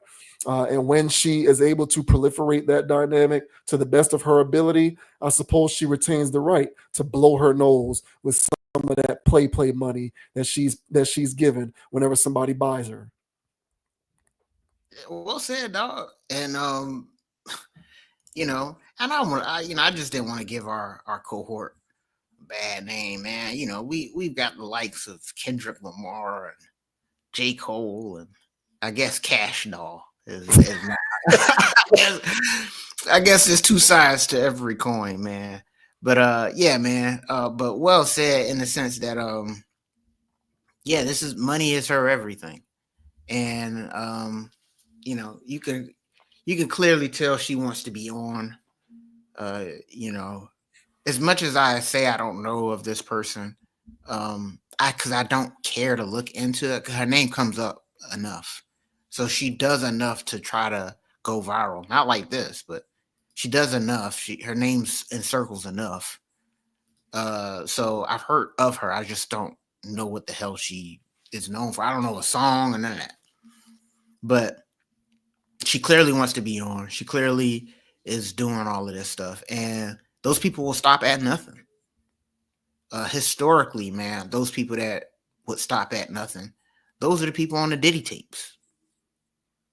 So, if this was the heyday, bruh, you know what I'm saying? She wouldn't be blowing her nose with a 20. All right. She'll be blowing it with something else. If she hadn't already. As you said, she is for sale. So who knows how she was able to afford that body of hers? So, yeah, man, when you're dealing with a person that will stoop to that level just for fame, just for clout, well, you're not really dealing with a person that is in their right mind. So that's why I said, for these ladies out here that are a fan of her, they do an evaluation, man. A self inventory. You don't want to be associated with the likes of this woman, man. But yeah, man, this is typical rapper behavior. Unfortunately, they're made to be buffoons, minstrel shows, as you'd like to put it. And this is definitely in the lane of minstrel. And she loves to chuck and jive. So congratulations, Kash Doll. You've made it on a segment of when flexing goes wrong, when chasing clout goes wrong. Congratulations. Yeah, I'm afraid if she is a topic on this channel one more time, I'm going to have to put her in the friend of the channel category. Well, she's getting there. And I don't want to do that. I don't want to do that. But it will come to that if she continues to come up. I'm going to have to put her in that category. I don't think she should be, but wonders never cease. So yeah, I don't like it, but whatever. What do you got going? She's definitely a part of this generation that is prone to behavior like this, and I guess I'll just take some solace in the fact that there were those who didn't appreciate it, myself included. Yeah. One thing, the pursuit of money is one thing, but when money is your god and money is her god, it is. Things get ugly. And clout. Yeah, it's ridiculous. Yeah.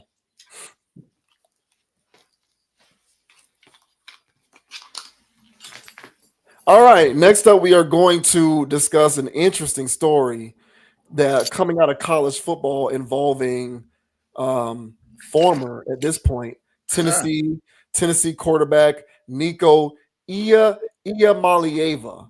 Now, I don't know how many more times I'm going to be able to say that without messing it up. We'll just call him Nico. Yeah, so we'll just say Nico. Yeah. But Nico, former quarterback at Tennessee, we're in this NIL situation. These players all now have agents and representation. He's trying to get more money, so he doesn't show up. He doesn't report to the team, and the team and the head coach decides that they're going to move on from him. And depending on which side of the aisle you fall on, some people are kind of looking at him and his side, saying, what are we doing here with this system, this crazy situation? You want more money. You're trying to get paid $2-3 million, and that's not enough. So now you want to go and jump ship and not report. And then there's the other side of the conversation that is sort of saying, college football is the real problem. No oversight. They created a situation in which stuff like this persists. You have individuals who are involved in college football speaking out and how they feel about it. One of those individuals is Marcus Freeman, sharing his thoughts on what's going on. So essentially, Nico is now a free agent. He will no longer be the quarterback at Tennessee. And it seems to be over a discrepancy with money. That's what it seems to be about. He wanted more. He didn't get more. And so he just didn't show up. This says Notre Dame head coach Marcus Freeman shares honest statement on former Vols quarterback Nico Iamaleava. Okay, that's the last time I'm gonna give it to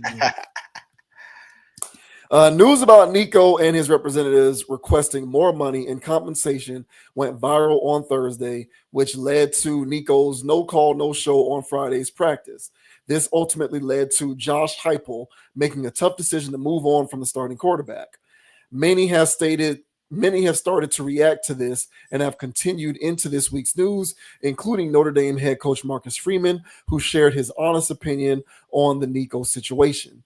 So this here is his entire quote, but we're just going to go ahead and play the video, and therefore I don't need to read all of this. So here is what Marcus Freeman had to say in regards to this Nico situation. The Tennessee situation is the biggest story in college football right now. With you being a head coach at a major place like Notre Dame, what do you do to try and navigate and even avoid situations like that are, it seems like, maybe becoming more and more potential for commonplace in our sport? Yeah, I think that was a situation that became public, but I think it happens all over the country, right? And that, I think you have representatives for players and representatives for the university that are kind of having those discussions. But that one was a public one. The reality is our players are getting compensated, deserve to get compensated. What you don't want to do is what I'm sure you've heard many coaches say is you don't want players to make a temporary decision based off a temporary situation that's going to affect them long term, right? And that transactional decisions aren't always the best ones for your future. And I think every situation's different. Every football program's different. But at the end of the day, you want to do what's right for college football, between what's right for college football, also what's right for our players. But you don't want this public disagreement to really tarnish what's so good about our profession and our sport. All right, so I don't know about you, but I kind of feel like he said a whole lot of nothing there. I really don't feel like he said anything. The article goes on to say Nico has yet to find a new home, as many teams are now reportedly waiting to see what his demands are. So that was Marcus Freeman's thoughts on, his assessment of this situation overall. I don't really think he said much, but what say you? What do you think about this whole situation? I feel like, well, whenever I see Marcus Freeman, and shout out to Marcus Freeman, man. Whenever I see him, I hear the Cat Williams voice in my head, and it's a man unit. Because his hairline, he got that Steve Harvey hairline. But you know what I'm saying? The one thing that I did take from his statement was that it does happen all over college football. It's constantly now with NIL, like retention is just as big as initial recruiting. So this is a thing that does happen a lot. But this is I want to say this is the first that's happened like this, where, of course, it's the number one overall recruit coming out a couple of years ago. And he didn't have his first year playing last year. It wasn't, he had his moments, but it was against lower tier competition. But when he actually played some big dogs, you know what I'm saying, he was real average to pedestrian, but, he was still young. So he saw the market, what was going out there for other big name quarterbacks, and he wanted to match it. And due to the fact that, NIL, NCAA or whatever, there's just no regulations on any of this stuff, he had a leg to stand on when it came to asking for more money. Me personally, I'm not going to tell the kid not to ask for more money. But at the same time, I don't think this was the best play for him to be making. I think he was in a good position there at Tennessee, play one more year there. Even if they didn't want to, match the money that you wanted, just play one more year there and then see what the market has to hold the following season. But, the way he's playing this would, I don't know if this would be his last year before he goes pro. But after looking what I saw last year, he needs at least 2 more seasons, to show that he can be a starting NFL quarterback. So all in all, I think that, yes, this does happen. I agree with Marcus Freeman. This does happen a lot. But nobody's, Nico's if you're paying attention to college football, he's a big name. There was a lot of anticipation for his season last year. As I said, it was pretty average to pedestrian, but he's still a well-known name in college football. I feel like he would have had more leg to stand on if he actually produced highly, but he didn't. So I'm with Tennessee on this. I would have stood my ground like them. I would not have paid him the additional money he was asking for. I would have let him walk. And it's one of the situations where I kind of don't blame either side per se. I still don't think Nico should have did it, but I'm not going to blame him and tell him not to go get more money if there's more out there. So we'll see what happens. I don't know how this works with NIL, you dropping out, with transfer portals, you dropping out this late in the game. I mean, they're already playing spring games and stuff. I don't know how that works, but, they're going to make something happen.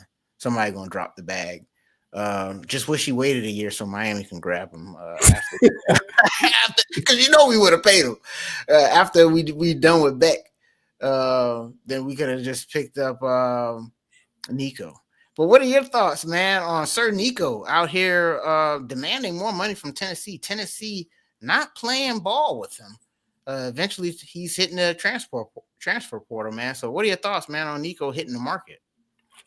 It's interesting.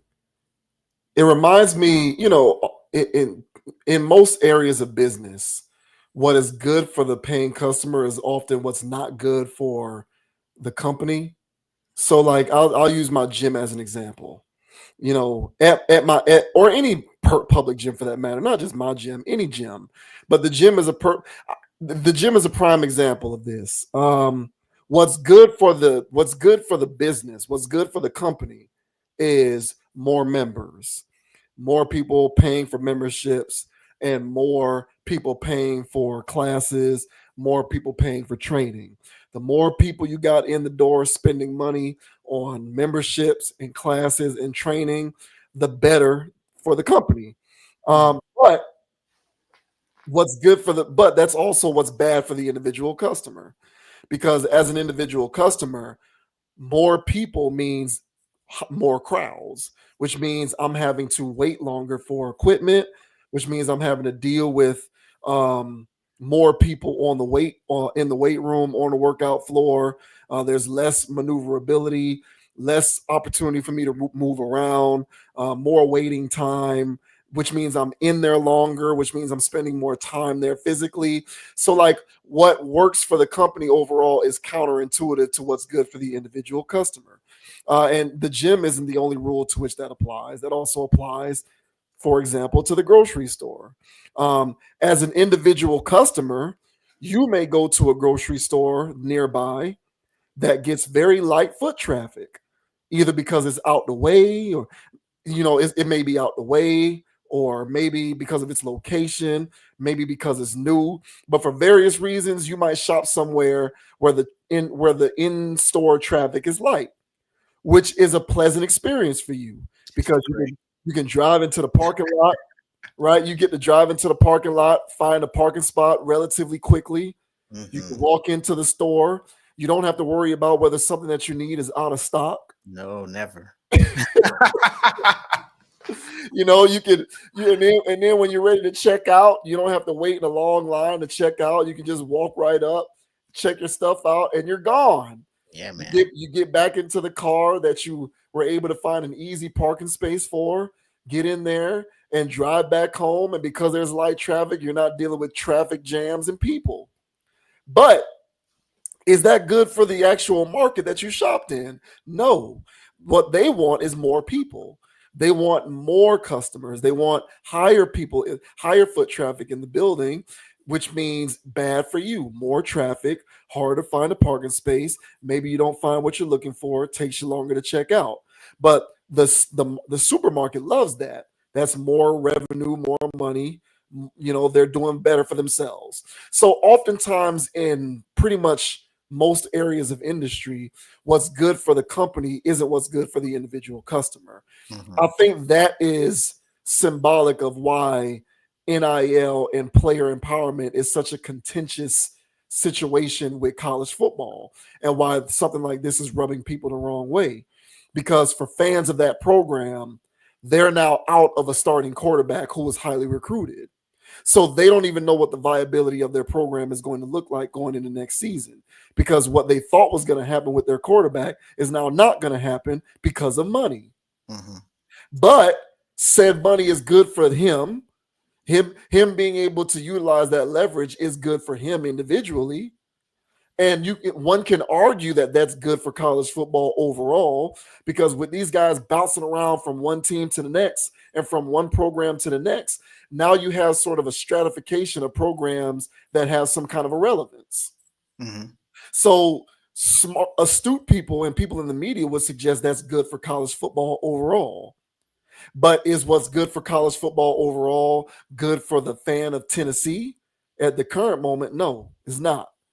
You know, it's not good for fans of individual programs who have to deal with this topsy-turvy situation of players bouncing around and moving around and demanding this and wanting out. And now we're getting to the point where we're going to start having holdouts. And holdout. Yeah, it's going to be holdouts and contract disputes. So, you know, I don't think anyone's right or wrong in this situation. I think college football, much like everything else, has exposed itself now clearly for being all about self-interest. It was always that way before, but it was sort of covered up underneath all of this BS red tape. Yeah, it was covered up underneath all of this BS red tape of amateurism. Yeah. But now that we've been able to unravel all of that, because we see it for what it is, which is it's just another moneymaker, just like anything else.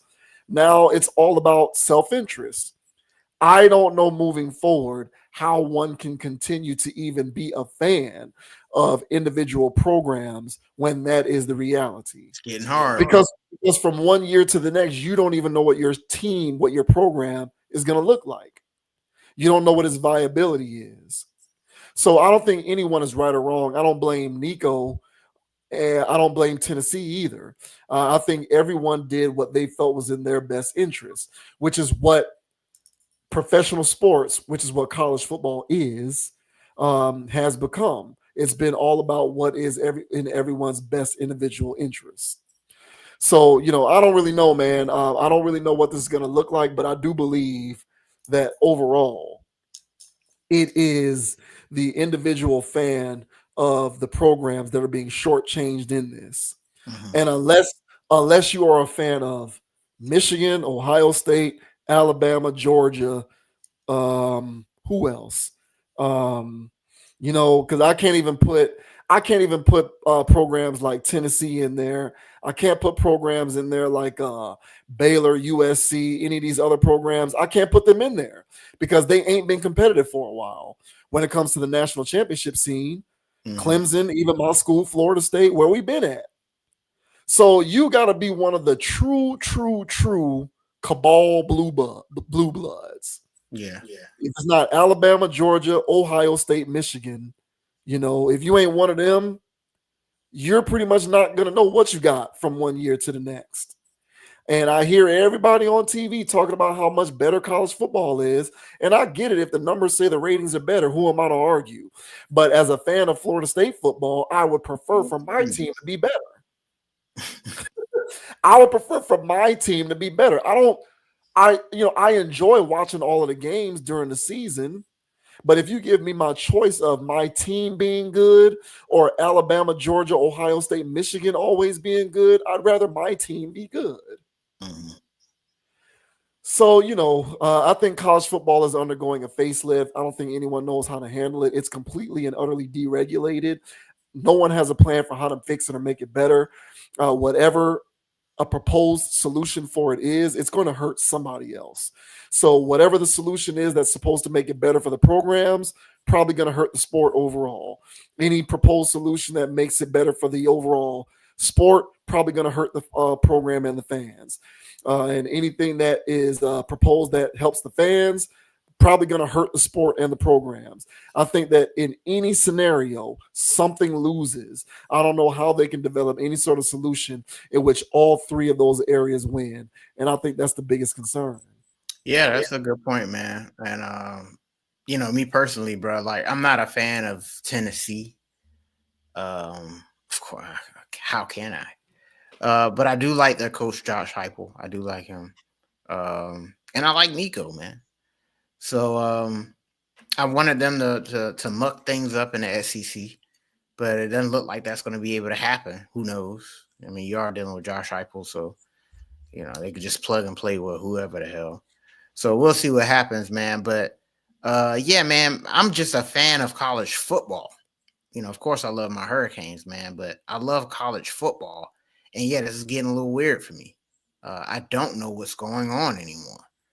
And so, sometimes I look in the transfer portal, man, I'm like, this is like your 15, dude. It's some dude. It's like, this is like your 15. Yeah. Like, how is this even going on? Like, how are you okay with that? But he's doing it, And so it's a little weird for me, man. So I still like loyalty. I still like loyalty. There's some guys that have been playing for the same program for 3 years. Hell, I commend those people. But when they leave for the 4th year, it's like, come on, man, you gonna wear somebody else's uniform, bro? In conference, like that's what I'm saying.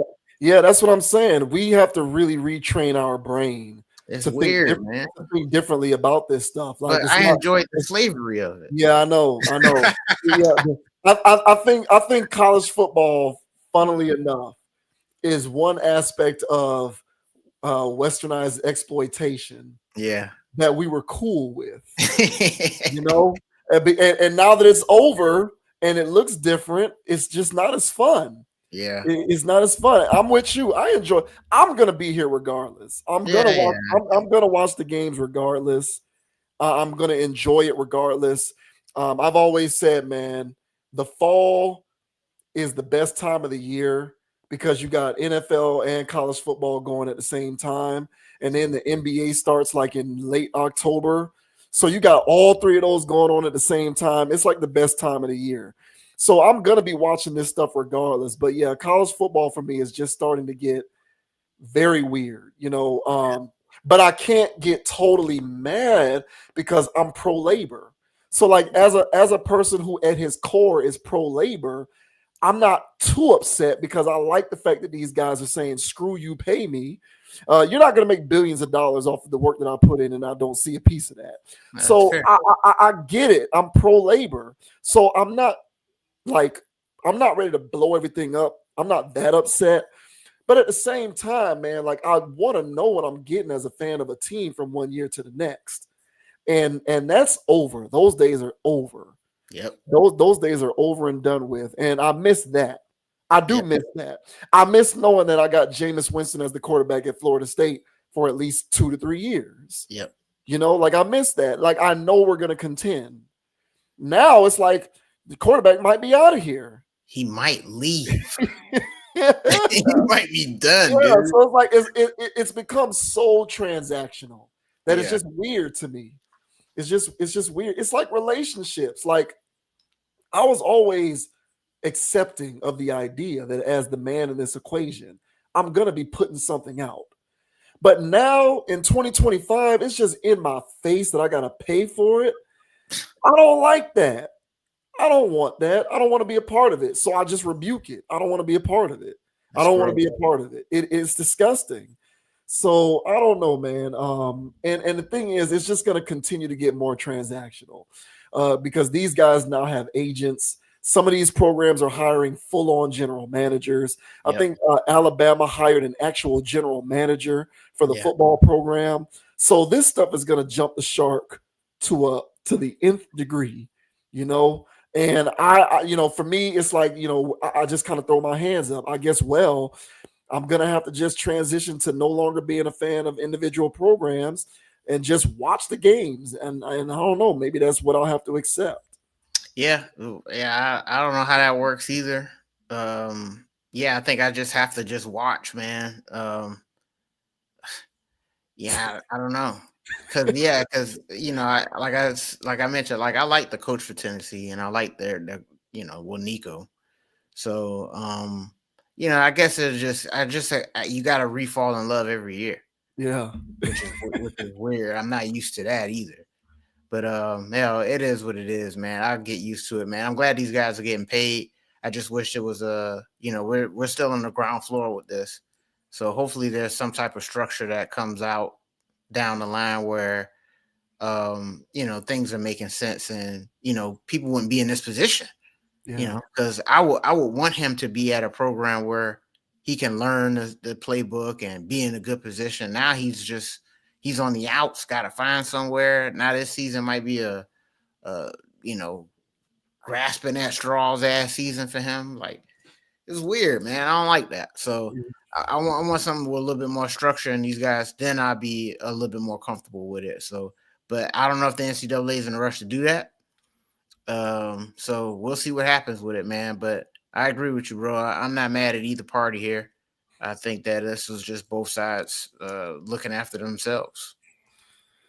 Yeah. That's the name of the game. Self-interest is the name of the game.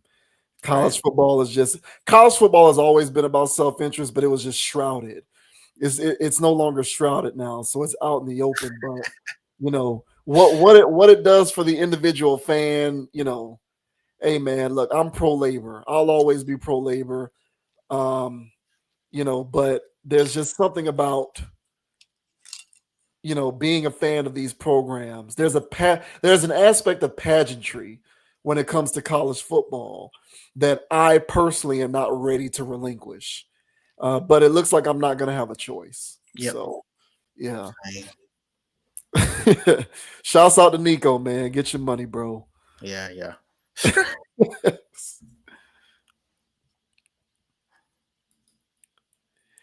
Yeah, and this is interesting, man. So anybody who follows any of the geopolitical stuff going on, Orange Man issuing his tariffs, he went full board with putting his tariffs out there.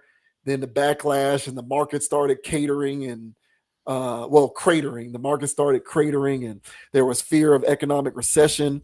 So he dialed back the tariff stuff, but then he doubled down on the tariffs with China. So, but there's something about this guy's chutzpah. Yeah, you have to a certain degree admire this. Even if you hate the guy, there's a certain level of this where it's like you got to say, man, the balls to do this. So what's interesting about the tariff situation, though, is that it is drawing some eerie comparisons to Call of Duty Black Ops 2, the video game. Call of Duty, very popular video game series. It's a first-person shooter. There's different series within the Call of Duty franchise. There's Black Ops. There's Modern Warfare. The classic games, which would depict like war going back to like World War I and World War II. There's Modern Warfare, which is, as it suggests, modern. And then there's Black Ops, which is it's kind of a combination of the two. You do stealth missions, you infiltrate foreign governments. Espionage. Espionage, destabilization. But there was a Call of Duty that came out, Black Ops 2, which is literally kind of the same exact thing that's happening in real life today with this tariff situation. And so a lot of people who are in the gaming space are pointing out some of these comparisons. And it's kind of crazy. So this says the plot of Call of Duty Black Ops 2 is stunningly similar to the U.S.-China trade war. As the trade war between China and the United States continues to escalate, many gamers have noticed that recent developments bear a striking resemblance to the plot of the 2012 game Call of Duty Black Ops 2. Donald Trump announced sweeping reciprocal tariffs last week with a 10% rate applied to most countries. Trump imposed his harshest tariffs on China to the tune of 84%. The president of China responded by placing export restrictions on rare earth metals. According to Time, these materials are used to create weapons, computer chips, and electronic cars. Since China produces around 90% of the world's rare earths, these restrictions could be damaging to the United States, especially since the purpose of tariffs is to promote domestic production. While Trump paused tariffs for 90 days for nearly all countries amid a plummeting stock market and fears of a recession, he increased tariffs on China to 125%. The simmering conflict between the two countries centered around China's decision to limit access to its rare earth elements may seem like a summary of what is currently happening, but it is the actual plot from Black Ops 2. The more astounding aspect of the game is the campaign takes place in 2025. It's terrible. See the X post below and check out Complex's ranking. So here's some of the here is some reaction on social media. Black Ops 2 is about to happen in real life. Characters and setting. Black Ops 2 begins in the year 2025, where China and the United States are in a Cold War after China stops exporting rare earth elements. In this future setting, militaries use robotic weaponry, cyber warfare, unmanned vehicles, and futuristic technology. So, yeah, you can see that the plot of the game is very much what is going on today, even down to the year in which this stuff is taking place. So here's more reaction on Twitter. The year is 2025, and we're literally living through the Black Ops 2 campaign. Breaking China restricts exports of 7 rare earth metals to all countries. So yeah, man, the developers of Call of Duty Black Ops 2 couldn't have foreseen that their video game, which sold a lot of units back then, was a foreshadowing of future events to come. What do you make of that? Oh man, this to me is a little weird, man. Excuse me while I grab my foiled hat over here. To me, man, this is wild stuff, man. I don't know. This is a wild coincidence. I would say that. The situation going on with China, though, it does. Somebody can call me whatever, bro. It concerns me. I'm not going to sit here and act like I've got the chutzpah. Hey, man, this is concerning, and the reason being is China has been playing. I mean, they have been playing chess for decades now, slowly but surely positioning themselves just in case somebody wanted to buck. And right now, America's bucking. For what reasons, I don't know. But we're bucking. And they have something in place for us. And as I said, man, those things are important for our technologies or weapons. Our weapons? America loves its weapons, man.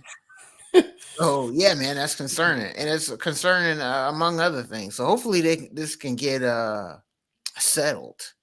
But as far as when it comes to this video game, man, yeah, man, this definitely fits what they were talking about in there. I'm not a big predictive programmer guy.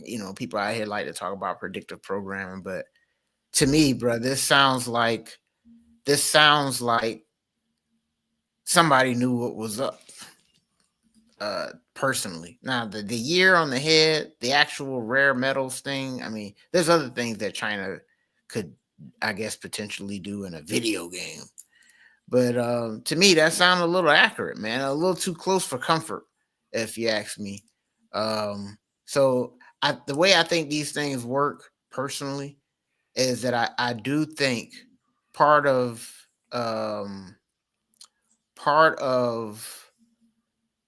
what goes on in these movies, these TV shows, and stuff like that, they do have a script that is planned for the future, and in those movies, games, I guess you throw games in there now, but it was just reserved for movies and TV shows. But now I think what they do is they put those things out there for their own. If you put it out there and you use the people's law of attraction, it works.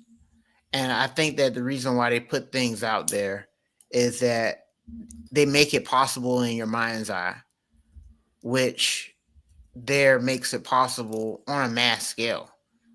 So I think they put this out there in a video game, because those games, by the way, to me were coincidental. So there's something that and Candace Owens speaks about this as far as certain funding going to certain things for movies or whatever. So like if they fund something in a movie or a TV show, they'll fund stuff where like the president has a heart. You know, the president is, he has a heart, a heart of gold, and he's nice, he's this and whatever. And the government actually pays for things in Hollywood. Well, in order to keep the people in line and in order, you have to issue your own forms of propaganda. So they don't just do it in the school system. They also do it in films and TV shows. And so why not take that stuff to video games?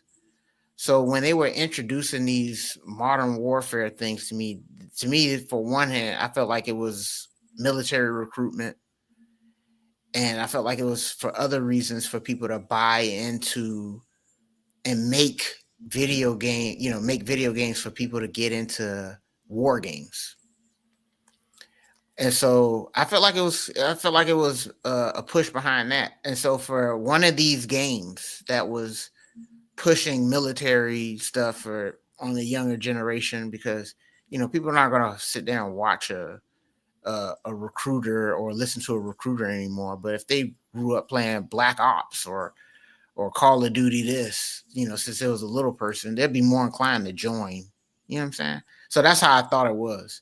But for them to also put something in there that they're planning for the future, I wouldn't put it past them. So I probably did a Marcus Freeman there and said a whole bunch of that. But I don't have a man unit on. But and another thing is, hey man, you gotta try to say what you can for the algorithms. What are your thoughts, man, on the Black Ops game, man? Just having what we're currently living in 2025, and the internet finding the coincidence quite intriguing. What are your thoughts, man? I think if you and I wanted to write a script for a movie and try to project some aspect of human existence in the future and write a story based on things that we see happening, we'd be able to do it with some relative level of accuracy. Fair. I kind of feel like the developers of this game probably had some people involved who were like, let's just make a game about this because we see what's happening and let's put it in a video game because we kind of feel like this is where things are headed. You know what I'm saying? So I don't necessarily know. It could be propaganda. Hell, I don't know. What do I know? I was playing the games myself. Now, it didn't make me want to go enlist, but I did play them. And I kind of feel like they had people involved in the creation of those games who were educated in various geopolitical areas. And they were involved in sort of scripting how the game turns out. And you got a lot of people out here who, because of their knowledge and how much they know about geopolitics, they might be able to predict some stuff. Now, the fact that the game had it all the way down to the year, that's pretty creepy. That's the part to me that's like, wow. Like, even the year they had, that to me is crazy. But other than that, I kind of feel like it's not beyond the pale to think that people can develop a game, and the plot of the game is China and the US going into some sort of a Cold War involving, resource acquisition, because China and the US kind of been beefing for a long time now. That's fair. So it's like it's kind of one of those things where if you read the tea leaves, you can kind of see this stuff coming. There's a movie that came out way back in the 80s called War Games. I don't know if you're familiar with this. It was in the early 80s, 82, 83, something like that. And it's about a kid who accesses a military supercomputer or something. and he's able to utilize his hacker skills essentially to set the stage for like nuclear war and World War III and all of this other stuff. And going back then, it sort of set the stage for this ongoing conversation around things like nuclear codes and cybersecurity and all of that. But the thing about it is, it doesn't take a rocket scientist to understand that this stuff is like delicate, and the people who have access to this, they're one button away from like sending us into the abyss. You know, and another example that I can think of too, there's a TV show, House of Cards. It was one of the more, like, back when Netflix was really like becoming a thing with creating original programming, House of Cards was one of the more popular shows on Netflix. Political drama, a lot of backstabbing, shenanigans, murder, death, all of that kind of stuff in politics. And I forget which season it was, but it was like the 3rd season or the 4th season. I forget the season. Somebody let us know in the comments. But the plot involved manipulating social media and the internet to influence election outcomes. Mm-hmm. And what was one of the prevailing things that came out of 2020 and 2024 was what was going on both in country as well as overseas with, you know, hackers and you know, cyber outfits coming in, infiltrating and trying to influence, you know, how things were playing out with politics in the election through the utilization and the weaponization, quite literally, of social media. And that season of that show was at least, I don't know, 7, 8, 9 years ago, maybe. I don't know the exact year that came out. So my whole thing is it like intentional propaganda? I'm not sure. It could be, but I also kind of feel like the playbook on this stuff, if you study it enough, becomes very obvious, which makes the eventual outcome all the more insane when you consider the fact that you can foresee it coming a mile away. And that's the part about it to me that's like, it's no secret that this stuff is going on. That's what I'm saying. Like, you're saying you're going to put your tinfoil hat on, and I'm sitting here saying I agree with you, but at this point, I don't even think it's tinfoil. Like, a lot of this stuff is right here in front of us, but people are kind of willfully ignoring it, I guess, out of blissful ignorance. Like, people just kind of want to remain oblivious to the fact that this stuff is all a possibility. But a lot of these books, the literature, even dystopian literature, I don't know how many times on this channel I've mentioned Judge Dredd. I'm not playing when I bring that up. I feel like we're headed in that direction. I feel like economic disparity is setting us down the road of a dystopian future, where I've already talked about how there's an eradication of the middle class. I'm not saying this to pay a lip service. I truly believe this. There's going to be poor people living in slum conditions, and then there's going to be rich people living in a gated, sectioned off, you know, situation where they live in luxury and luxurious accommodations, and everybody living in the slums is getting rounded up by, you know, law enforcement, getting thrown into concentration camps and indentured servitude. You know, that it sounds like something out of a dystopian comic book like Judge Dredd, but after a while, some of this stuff starts to become more and more realistic. So, you know, I feel like a lot of that literature from back in the day can give us some insight on where we're headed. And it isn't really a conspiracy or propaganda at that point. It just becomes studying what happened in the past to predict what can happen in the future. And it's not beyond the pale to say that this stuff can actually happen. You know, I don't know what year Black Mirror came out on Netflix, but if you watch that show, a lot of that stuff is actually happening now. Yeah. With people living in VR worlds, people not communicating in person, people living through their avatars, interpersonal communication, the erosion of families. Like, a lot of the stuff depicted in that show, where it was like an admonishment, like, hey man, if we don't be careful, a lot of this stuff is really going to happen. It's happening. It's actually happening. So at this point, I don't even really think it's a far cry. Yeah, it was in a video game, but hey, if you know enough of history and you involve enough people who know enough about geopolitics, you can put some stuff in a video game that's predictable. And that's kind of where I feel like that's kind of what I feel happened.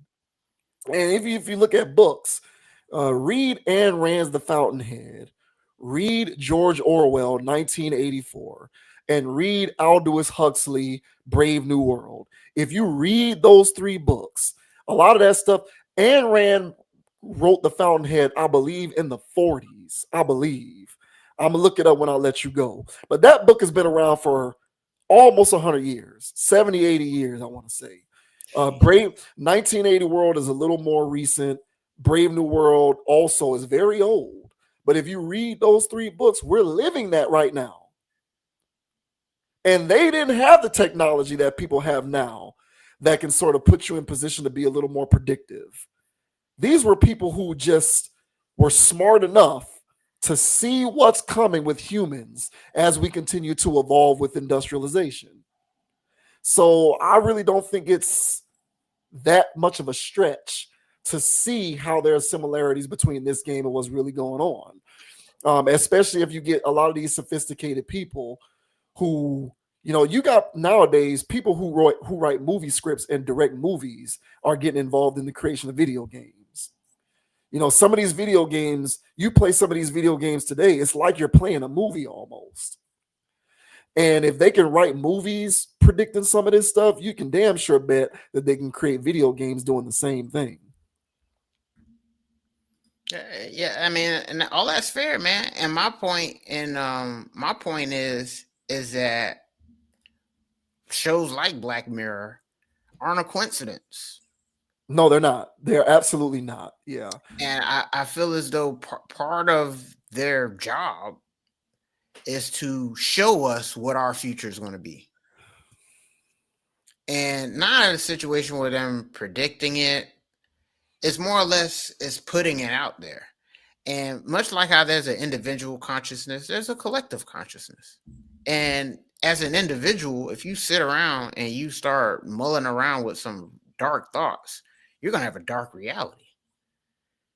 Granted, the same way it goes for the collective consciousness. And if you produce content that has these Orwellian futures, then people are going to start living in it. It becomes a self-fulfilling prophecy as a collective consciousness. Because when things were happening, people was like, man, I saw this in Black Mirror. Hey, I saw this in Black Mirror. It's something that happened. It's like, man, they had an episode about that on Black Mirror. I'm like, what? And so at some point, because I've never watched the show, but at some point, it got to the point to me, I was like, oh, that's one of their shows. House of Cards was one of their shows too. Movie Wag the Dog was one of their movies. Like, they make movies about things. They make movies about things because it's part of, they need our help to do it. And so the way that we do it is by putting it in our collective consciousness. Now, of course, there's other things going on here, but me on the elementary level of it, whenever things like this pop up, I do leave room and grace for happenstance. That, yeah, you know, the geopolitical thing. And no, well, see, I don't even think that's happenstance though. Like, I think it is literal predictability. Mm-hmm. You know what I'm saying? Like, my approach with this stuff is, if you study history enough and you look at the way humans adapt, react to, respond to new and emerging technologies and ways of living, at a certain point, things become predictable. Yeah, you know, now, is it going to happen exactly the way one may predict it? Perhaps not. But I think that you can sort of develop certain forms of whatever, whether it's art, movies, music, video games, whatever that thing is, you can develop it with a relative level of predictability, given knowledge of history and knowledge of human behavior. You know what I'm saying? So, like, I feel like me and you were saying the same thing, honestly. Mm-hmm. Like, I think we're using different terminology. Like, I am more so on the line that it is intentional, but it's intentional for the purposes of, exemplifying possibility. And so it's like, okay, well, you can take this knowledge if you want and the possibility of this, and you can choose to ignore it, or we can collectively do something about making sure that it doesn't happen in this way. And at that point, we have that choice to make. But I think that it is entirely predictable. I don't think that, I honestly, I'm at the point where, happenstance, I wouldn't even go that far. I think it's developing something based on your knowledge of history to come up with a predictive future, and you're packaging it in the form of a particular piece of art and entertainment to sort of lighten the mood with it, but it is nevertheless something that you should pay attention to. Fair. And I'll just say this, and because I hear that, I agree with that, but at the same time, there's a you can't just get a Hollywood movie made. You can't just get a video game made. There's you can't just record an album and have everybody listen to it. There's gatekeeping going on. And there's, they don't just always put the best work out there. They put work out there for reasons. And it isn't to educate us on human predictability. It's creating a self-fulfilling prophecy for the future. It's not predicting. They're writing the future and telling us that's what we're going to live in. So then people start living in it. And so that's the part about it that I go, yeah, well, yeah, they predicted it because they told us it was going to happen. And our collective consciousness made it happen as a group. And so the same people that chill with Weinstein were the same people that party with Epstein and party with Diddler. They're multi-crossing industries. They're multi-crossing political parties. And all these people are doing the same things, pushing towards, in my world, pushing towards the same thing. And they want us living in this Orwellian future because somebody's got to control that. And there has to be somebody that's being controlled.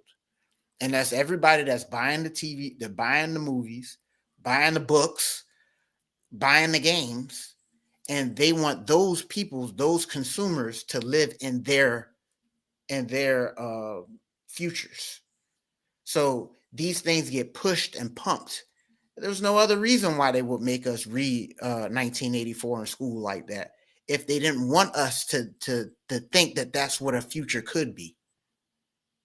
And so for other things, because there's a whole nother future that could exist that is a part of human nature, because there's good people in the world too, and there's people that want to see positive change in the world, but that's not what is being pushed and promoted and predicted.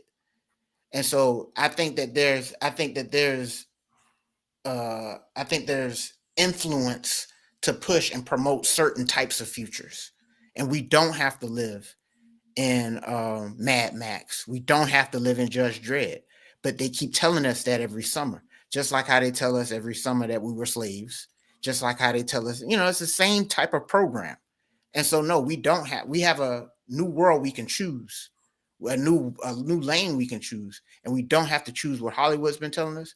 We don't have to choose what popular books they've been telling us. We can choose the world that we want for us, and we don't have to listen to these same people that we've been listening to for so on and so forth.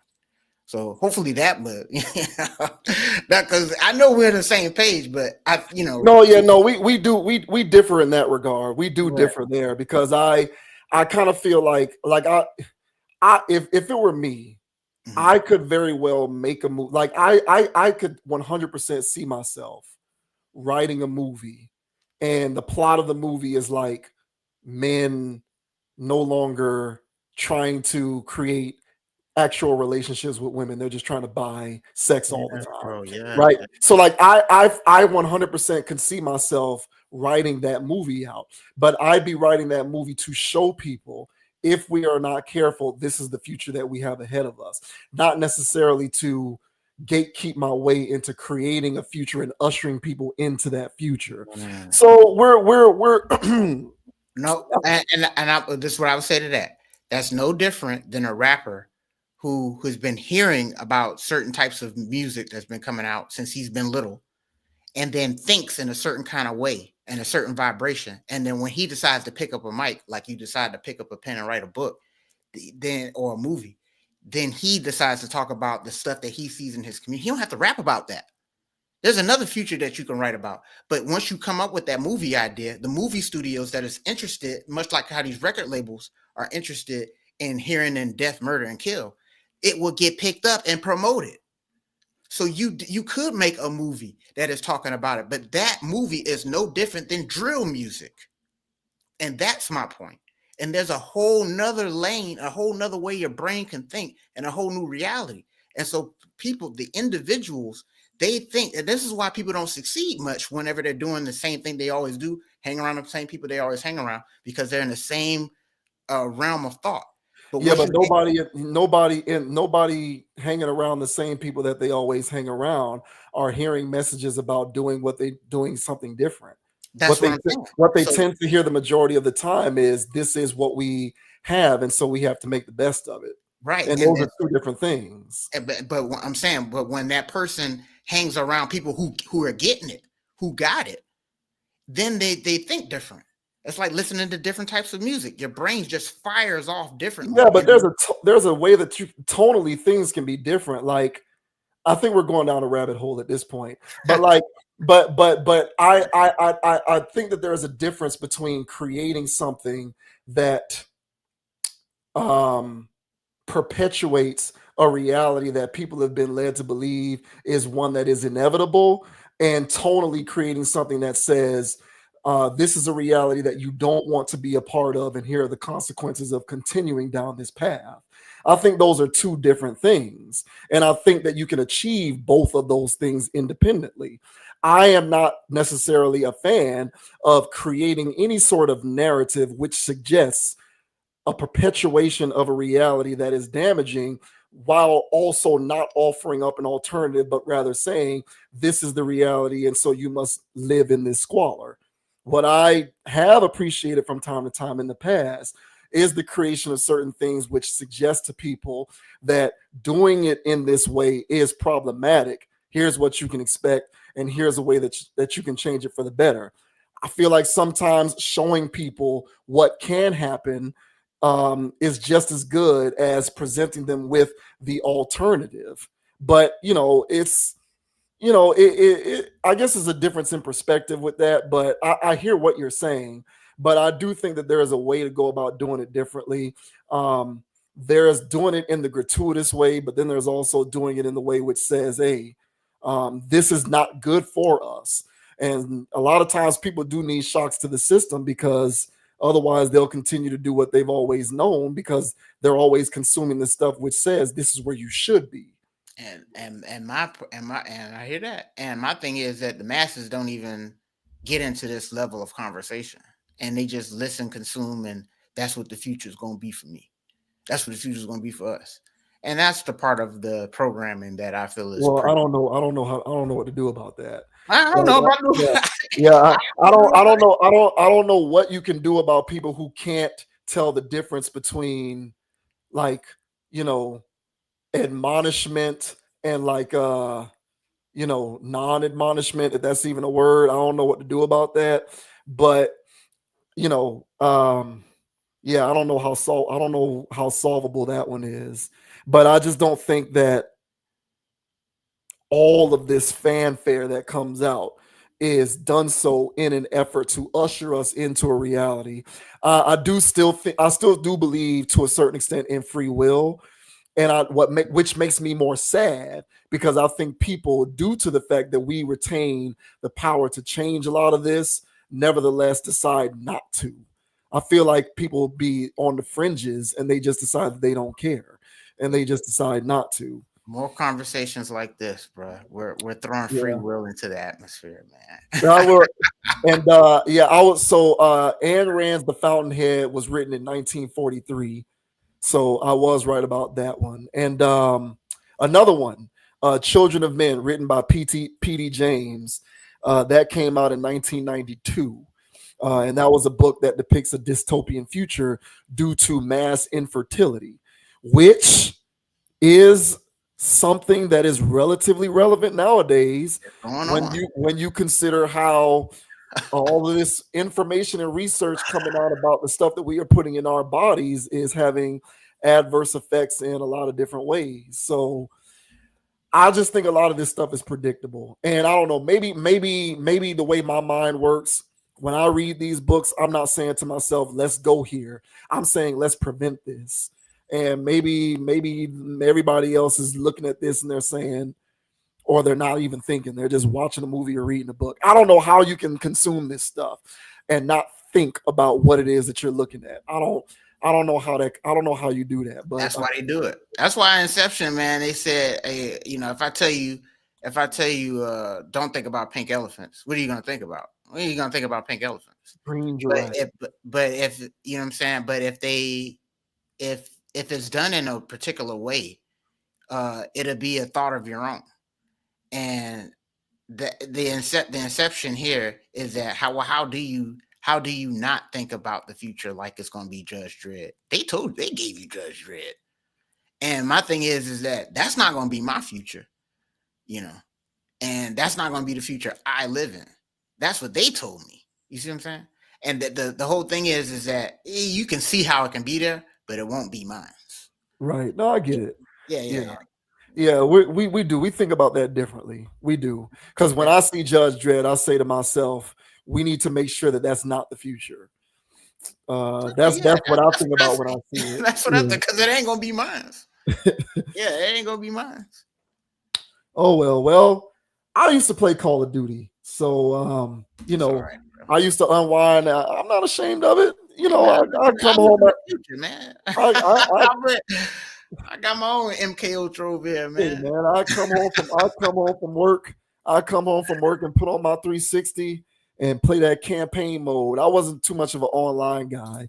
I like playing the single player campaign mode and just, you know, the storyline and just getting in there and just tearing shit up. So, hey, man, I'm down with it, dog.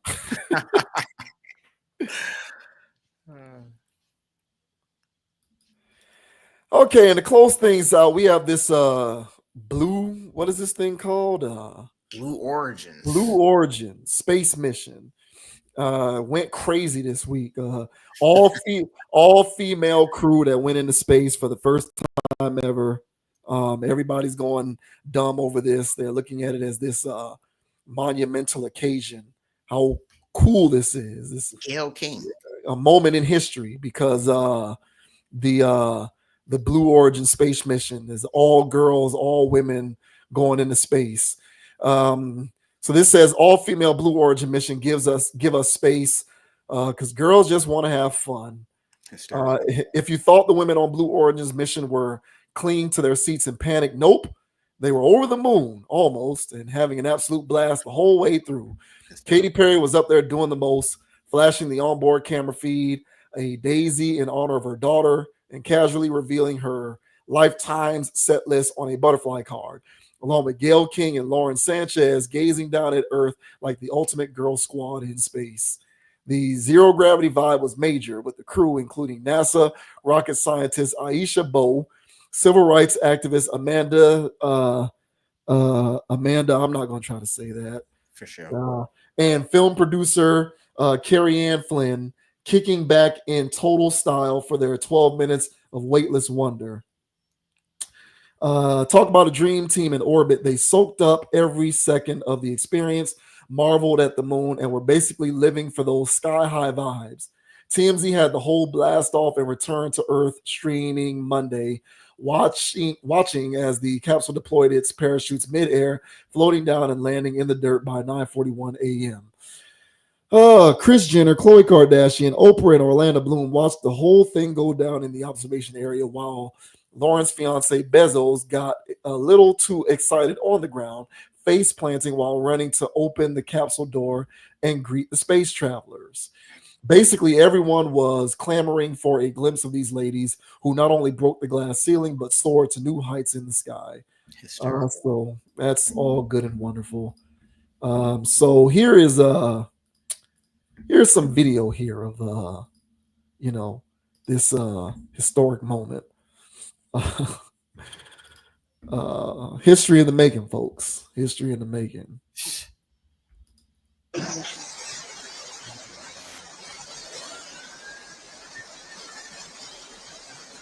I never thought I would see the day when Gail King. New shepherd clears the tower.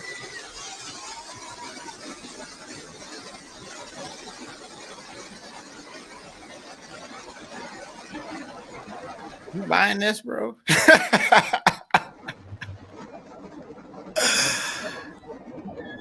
mean, what is this? I've seen better graphics than 6,000 feet climbing. It does, yeah. I've seen better graphics than was that Sharknado? Begin throttle down for Q limiting. Engine response looks good. It looks like when they're first creating a video game and everything is a sprite on a computer screen. Yeah. All right, that's enough. Yeah. So yeah, it went up. It went up, and then here is some of the footage of them actually up there gallivanting around in zero gravity.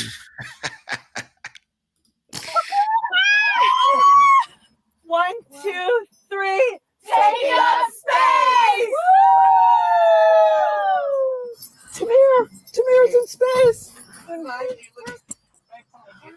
Man, I would have lost my brain hearing them screeching around and like Gotcha, that. Flynn. Gotcha. Proud of you, Flynn. Oh, the moon! You guys, I will have to tell you, look at the moon. That's amazing. Wow, look at the blue line. Oh my gosh. Oh my god. Wow. Oh my That's our pink moon. Okay. Now it's time to look out. Oh my Space gosh. colors. So much. Oh my gosh. Whoa. That's amazing. All right, so that's enough of that. So yeah, man, a big deal was made out of this. The question is, do you feel it was as big of a deal as the rest of the world? Apparently, I don't think so. I think that this was a load of garbage. I'm not impressed by it at all. The most thing I'm impressed by is that it's how much they wanted me to care. I didn't even know that this was even going to be a thing. But once it happened, I'm seeing it everywhere. At least due to my algorithm on TikTok.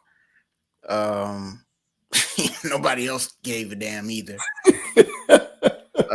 Now that TMZ article, of course, they're going to spin it and dress it up. It's TMZ. And of course, they're going to tell me that the Kardashians were there. And of course, the Kardashians were there, or Jenners or whatever the hell. To me, I think this is more celebrity worship stuff. I think this is more them wanting us to care about going out of space, so much so that they had to use celebrities and Jeff Bezos. There's bigger fish to fry. We just covered terrorists, man, and we're around here, as you mentioned, gallivanting. I don't know how much they're going to sell one of these tickets for. I don't know if this is something that they're going to try to get people to get into or whatever. But I feel as though that this is just serving as more good old American, let's believe in wastefulness type of culture. But from what I've seen from the streets, man, nobody gave a damn. Like I said, man, there's bigger fish to fry out here. And we don't care if Gail King, Oprah sitting there watching, Jenner's watching. I mean, if this isn't more state-sponsored, Hollywood-sponsored garbage, I don't know what is. So I'm not buying it. I don't give a damn. To me, it looked lame as hell. And Katy Perry, come on, bro, I can't. So this to me was this to me stinks. I don't give a damn that they did this. First females to do it. Fine. That's why you were supposed to care. I don't give a damn. If they were real, because I think there was only a couple STEM people there. At least from what I heard. But come on, I don't care about Gayle King or Katy Perry or Jeff Bezos' wife. That's not impressive to me. You know what I'm saying? And this all diverse class. They got an Asian woman in here, a couple blacks. Yeah, man. This is DEI in outer space. I don't have time for that crap, bro. So to me, this is trash. I don't give a damn. Sorry, ladies, but I would want to see real women scientists going out of space. You know what I'm saying? With no plastic surgery or weird stuff going on. What are your thoughts, man, on Jeff Bezos out here commissioning for the Blue Origins trip for the all females going out of space, man? What are your thoughts, bro? Are there any effects of plastic surgery and zero gravity? I don't know. That'd be real interesting. You know what I'm saying? Some deflation or some seeping out. Hey man, a BBL out of space, or some flotation. I can't. Yeah, the reason why you were supposed to care is because it's all women. That's why you were supposed to care, because it's an all female. Blah blah blah. It's the symbolism of it that was the incentive for you to care. I, like you, don't give a damn. I agree. There are bigger fish to fry, but on a somewhat related note to what we just got finished talking about. There's this movie that came out with Matt Damon called Elysium. So in this movie, Earth has been ravaged, and just the Earth has been completely ravaged. It's a wasteland. And so what happened is all of the rich people left Earth to go live in a luxury space colony. Nice. And they left all of the poor people to have to fend for themselves on the ravaged Earth that is devoid of resources. And so, why not test out what can happen? Why not test out what can happen with some of our more prominent, financially well-off international ambassadors? Yeah, exactly. What's that movie called? Elysium. Elysium. Elysium. And so why not? This can be a proving ground to test, the viability of sending some of our financially well-off, privileged civilians into the great void, into the great unknown, just to kind of test and feel out what it's going to be like when eventually Bezos and his homeboys commission the space colony for all of the people to live on after they've ravaged this planet to death. You speak about wastefulness whenever you talk sometimes about how big science. I think 2 weeks ago you mentioned how one of the things that big science did was create the advent of human wastefulness on this planet.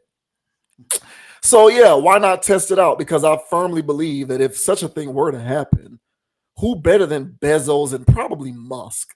Of course. Yeah, to be the two principal people who will commission the development of the space station, right? That everyone needs to be on board. And, Bezos' wife needed to see how she felt in space because she's going to be one of the ones up there on the colony. So, more to come with this. We'll see what happens. Don't be surprised when you start seeing them building the colony out in outer space. And these will be the first individuals with their red tickets gaining entry into the giant space station, while the rest of us have to figure out how to make the best of an Earth that they primarily contributed to destroying. which is hella ironic, man. So yeah, man. I agree, dude. I think this is weird stuff. I think that this is how I think that this is a reflection of big money talking. Because Musk, he's been doing his SpaceX situation. And so I didn't even know Bezos was getting in the space game. So why not? Why not? Right. You know Yeah. what I'm saying? So to me, we'll see what happens with this.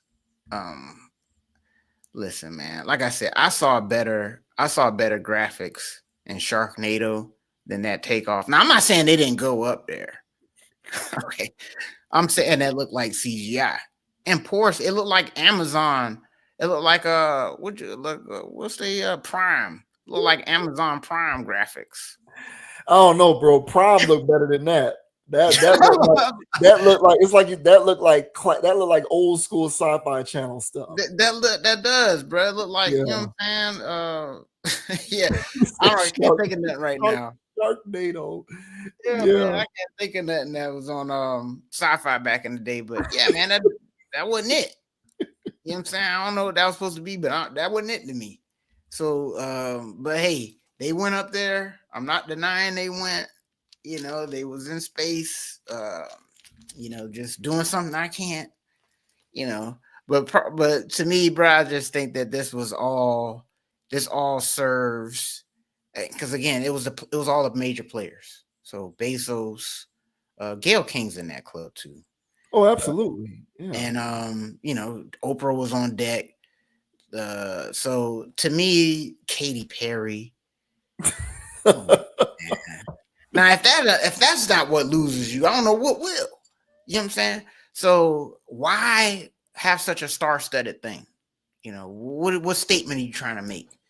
So whatever that is, it wasn't science. Whatever that was, it didn't add to humanity. Whatever that is what turns me off about it. Whatever the hell reason you did it. So yeah, I'm not buying it. Don't care. I want to see real science going down. And to me, this was just a flex.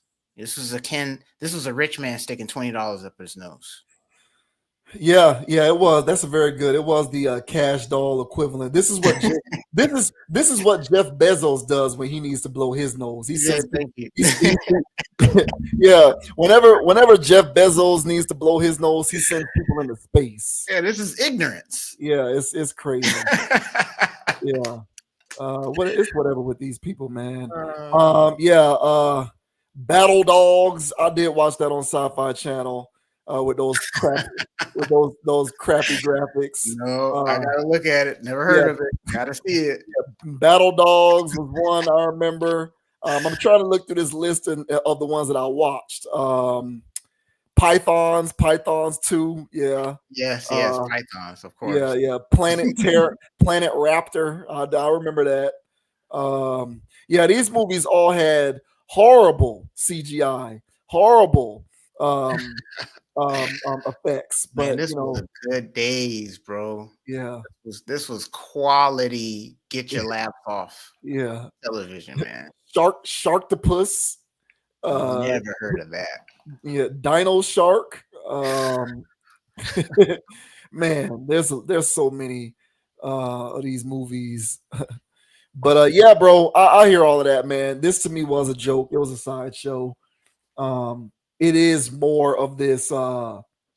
This is Billionaires Club. This is Illuminati Club. This is secret society stuff. And it, it just sets the stage for, what kind of world we could be living in potentially in the future if corporations and big money and technology continue to enslave the population. There's going to be people going into space while the rest of us have to irrigate dirty water for drinking. You know what I'm saying? It's gonna be that kind of scene, man. It's gonna be wild out here in these streets, bro. So hey, man, prepare yourselves, y'all. Yeah. Shouts out to outer space and the great beyond, man. But we'll be here when the dust settles. That's for sure. But yeah, folks, that is us, man. That is JV Wins. That is Dogon SS. That is Conscious Approach. That is the YouTube channel. Back again for another fantastic stream. Much appreciation to everybody who tuned in this week. Thank you so much for the support as we continue to rock and roll. If this is your first time checking us out, hey, hit that subscribe button so that you can get that notification whenever new content is published to the channel. You will not be disappointed. Check out the website, consciousapproach.com. Check us out on Instagram at ConApproach, CONAPP, ROACH, check us out on Amazon Music, Apple Podcasts, and Spotify, so that if you're driving in the car, if you're working out, if you're at work, you can't watch the videos, check out the audio version. We are trying to be available in any and all spaces where necessary as we continue to kick this logical content. Thank you very much for the support. Until next time, man, as I always like to say, don't be a group thinker. Have a mind of your own. Think for yourself. Just know that when you read all of those sci-fi books and when you play those video games, that does not have to be your future. Take it as a warning and use your knowledge of these various things to prevent that from happening to you so that you can stay on the up and up as things continue to unfold. But yeah, man, until next time, y'all stay solid out there. I'm JV Wins. I am signing off. Thank you very much for watching. Yeah. And the name is Dogon SS. You can find me on Instagram at Dogon_SS, on YouTube, DraftKings, MySpace, Facebook, Meta. Hey, man, if it's a social media platform, Dogon SS out there, man. Make sure you guys like, subscribe, follow, and all that good jazz from there. All right. And as I say on every pod, guys, all right, don't be too hot. Don't be too low. Keep it calm. Keep it chill. Keep it player. And don't let anybody get you off your pivot. So until the next time, everybody, thank you for liking, subscribing, consciously leaving comments and all that good stuff. Hey, man, we done left a lot of good info out there on this video, man. Make sure you guys comment on the discourse and all that good stuff from there. All right. So more rings than Robert Ory. And we'll see y'all in the next episode. Yeah, I usually tell people to go read those books, but now I'm kind of thinking, don't read them. Listen to you. Nah, you got to read them. You just got to do what you said you're doing with it. And saying, oh, this is just a warning. This ain't, you know what I'm saying? Hey, man, y'all listen. Do yourselves a favor, man. Check out a lot of these books that we reference. It'll help you out, man. It really does help to open your mind, free your mind up. And, shouts out to the NBA play-in tournament, man. I will be signing off to see if the Golden State Warriors wet the bed. Kind of got a feeling they will, but we'll see. But, yeah, y'all, until next time, y'all keep it solid. Y'all keep it righteous. Keep it up. Think for yourself. And until next time, we will see you later. We are out. Peace. Peace. Man, go Canes. Sign Nico. Let's go. Yeah. Shouts